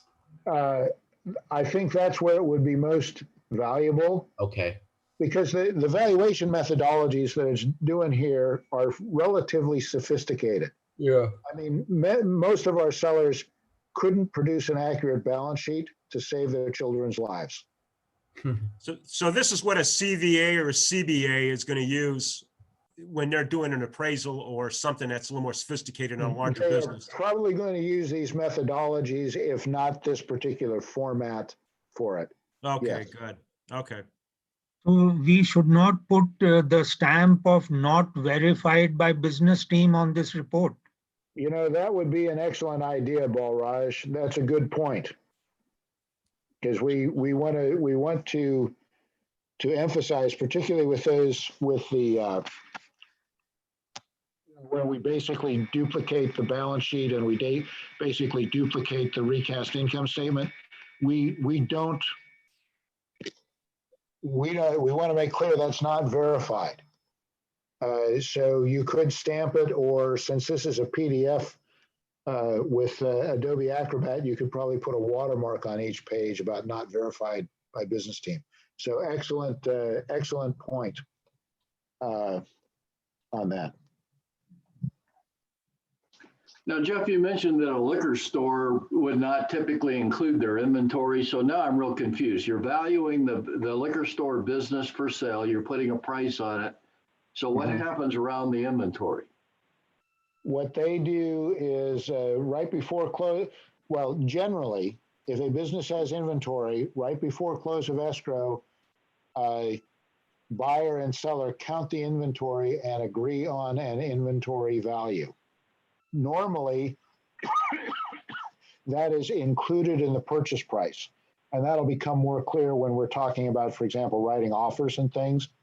And there is a clause that, let's say that a particular business is going to include 400,000 of inventory. They count, so it's, let's say the price is $1 million, which will include $400,000 of inventory. And they count it, and if the inventory is, say, 350, then the price goes down from $1 million by $50,000 to 450,000. Or if there's more inventory, 50,000 more, it goes up. With a liquor store, let's say that there was $600,000 of inventory. They would $1 million price overall, but the listing would just be to sell the business itself for 400,000, and then the $600,000 would be in addition to the purchase price. And then they'd still, the two parties would still count and agree on the value of inventory at the close of escrow. The reason it's done that way is just liquor store owners really absolutely refuse to pay or commission on their inventory. That's being the issue of the commission. I wondered. Yeah, you're okay. Yeah, they just don't want to pay commission on that. Well, I'm thinking of a business that might need to retain a certain amount of cash as part of some sort of an outside agreement, and so you're passing more cash through the sale than you normally would than say a 30-day operating cash flow? Yeah, that could be an aspect in there. That would be included. Well, if on this there is the cash line, and usually cash is not included in the purchase price. The seller takes that with them, but occasionally it could be. And you might exclude the commission on the cash that's transferred? Well, it's funny on what business team in an asset sale, business team typically attempts to include the value of accounts receivable plus inventory minus accounts payable in an asset purchase. And by asset purchase, I mean for a going concern asset purchase in terms of not a stock purchase, okay? In a stock purchase, the entire balance sheet is considered. And I would say in a stock purchase, it would be more likely to include some cash than it would in an asset purchase. We'll talk about that more later. And I think I need to get on a call with Lauren Lauren, are you still here? You are. What's the status of our 1 o'clock? I just texted him 5 minutes ago, letting him know we're running late.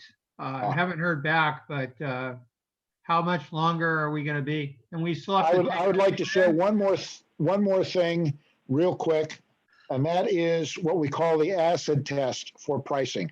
We talked about the market analysis. Now let's look real quick at the asset test. You go to Team Magic. You go to Documents. Hopefully you don't have to sign in again. Okay, yes, we don't. Thank goodness. You scroll down.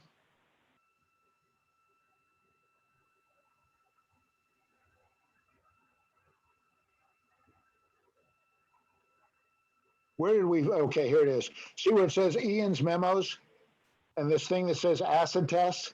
I don't know why it's in Ian's memos, but that's where it is. Click on that, you get an Excel spreadsheet. And what this does is it allows you to look at let's say you use the other methods to come up with a price, or there's a price that the seller wants for his business. This is a double check for sanity, okay? To see if it makes sense. In this example, let me explain with the numbers that are in here. They are asking 1.4 million for this business. The cash flow for the business, the SDE, is $300,000. They are assuming that the owner will make a $300,000 down payment. I'm sorry, not the owner, the buyer. They are also assuming that the seller will carry a 15% note. And then finally, we are assuming that a buyer for this sort of business would have a cost of living of $125,000 a year, okay? These fields are all fillable. You can modify each of these, right? It then takes this information and calculates that, well, the annual cash flow, SDE, is 300,000. Thus, the monthly cash flow is 2,500. Subtract out the buyer's cost of living on the annual and monthly basis. Money available for debt are these amounts of money, but bankers, we're looking at this like an SBA banker would. An SBA banker wants the money available for debt to be 1.3 times the actual monthly debt service. Does that make sense? So if the monthly debt service was $1,000 of money available for debt service, the banker would want there to be at least $1,300 of money available to cover the monthly $1,000 debt service. Okay, and then this shows the asking price, less the down payment, less the seller carryback, so the amount of the SBA finance. Then here you can enter the interest rate for the SBA financing and the number of years, and that will give you the monthly payment. Okay, then similarly for a promissory note, the number of years, the interest rate, and you can adjust that. That gives you the monthly payment. It adds the 2 monthly payments, and it says this is the target maximum, but this is what we're saying the monthly payment is. Okay, so basically, you can only actually cut. You could cover both of these. As you see right here, monthly available for that actually is 1.4.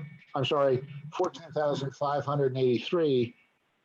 But that's only 1 times coverage of this, and the bank wants 1.3 times coverage. The bank would say, we're not crazy about loaning that much money on this business. Okay, but if you change things a little bit, and let's say you just reduce the price, we'll make it 1,100,000. Whoops. Oh, enable editing.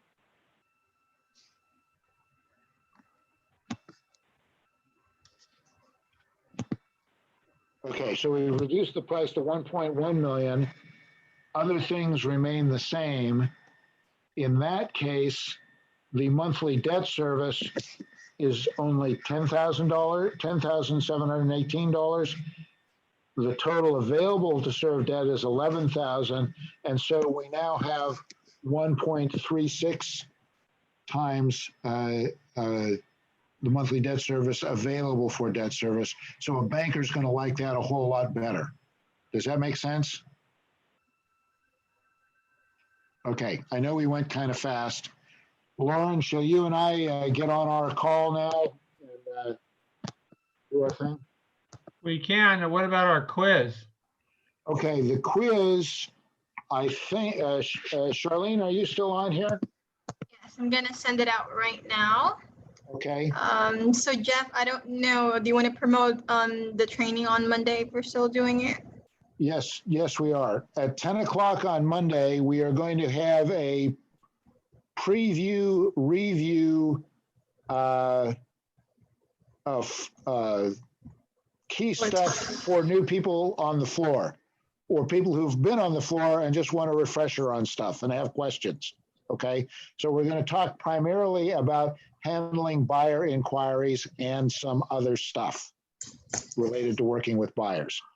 It's specifically for people who are now on the floor roster, but haven't been on it before. But anyone who is interested is welcome. It'll be 10 o'clock on Monday. Could we get more advance notice on things like this? I've already got my morning Monday book scheduled.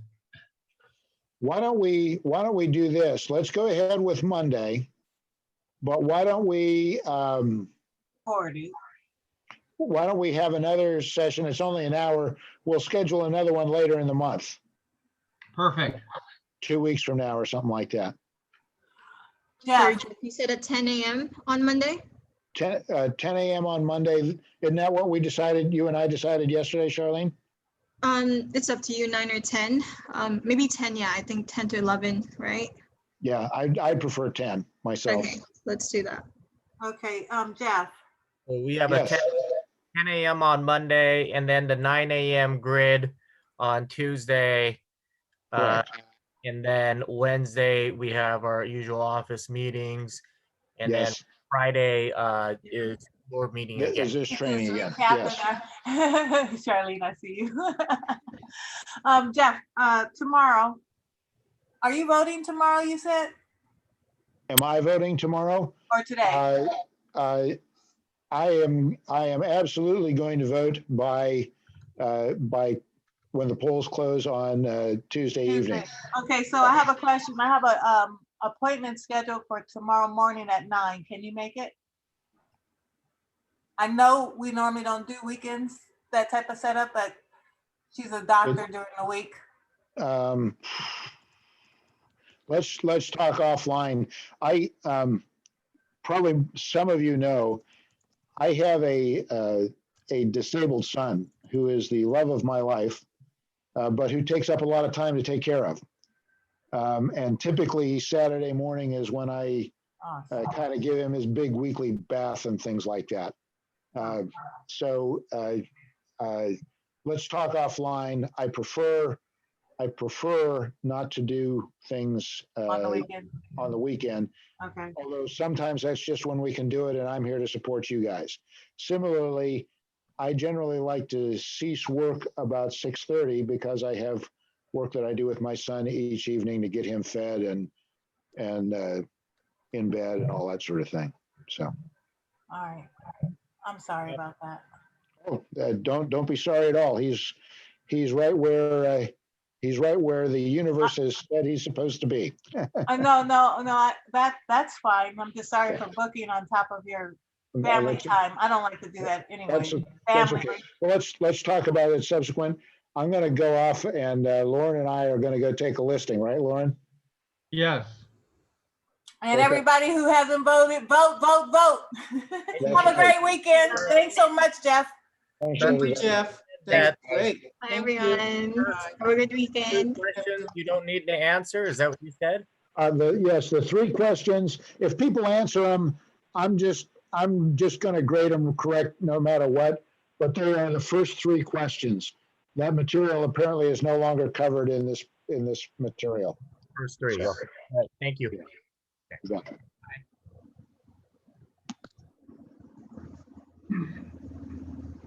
Bye, Charlene. Bye. Bye, everyone.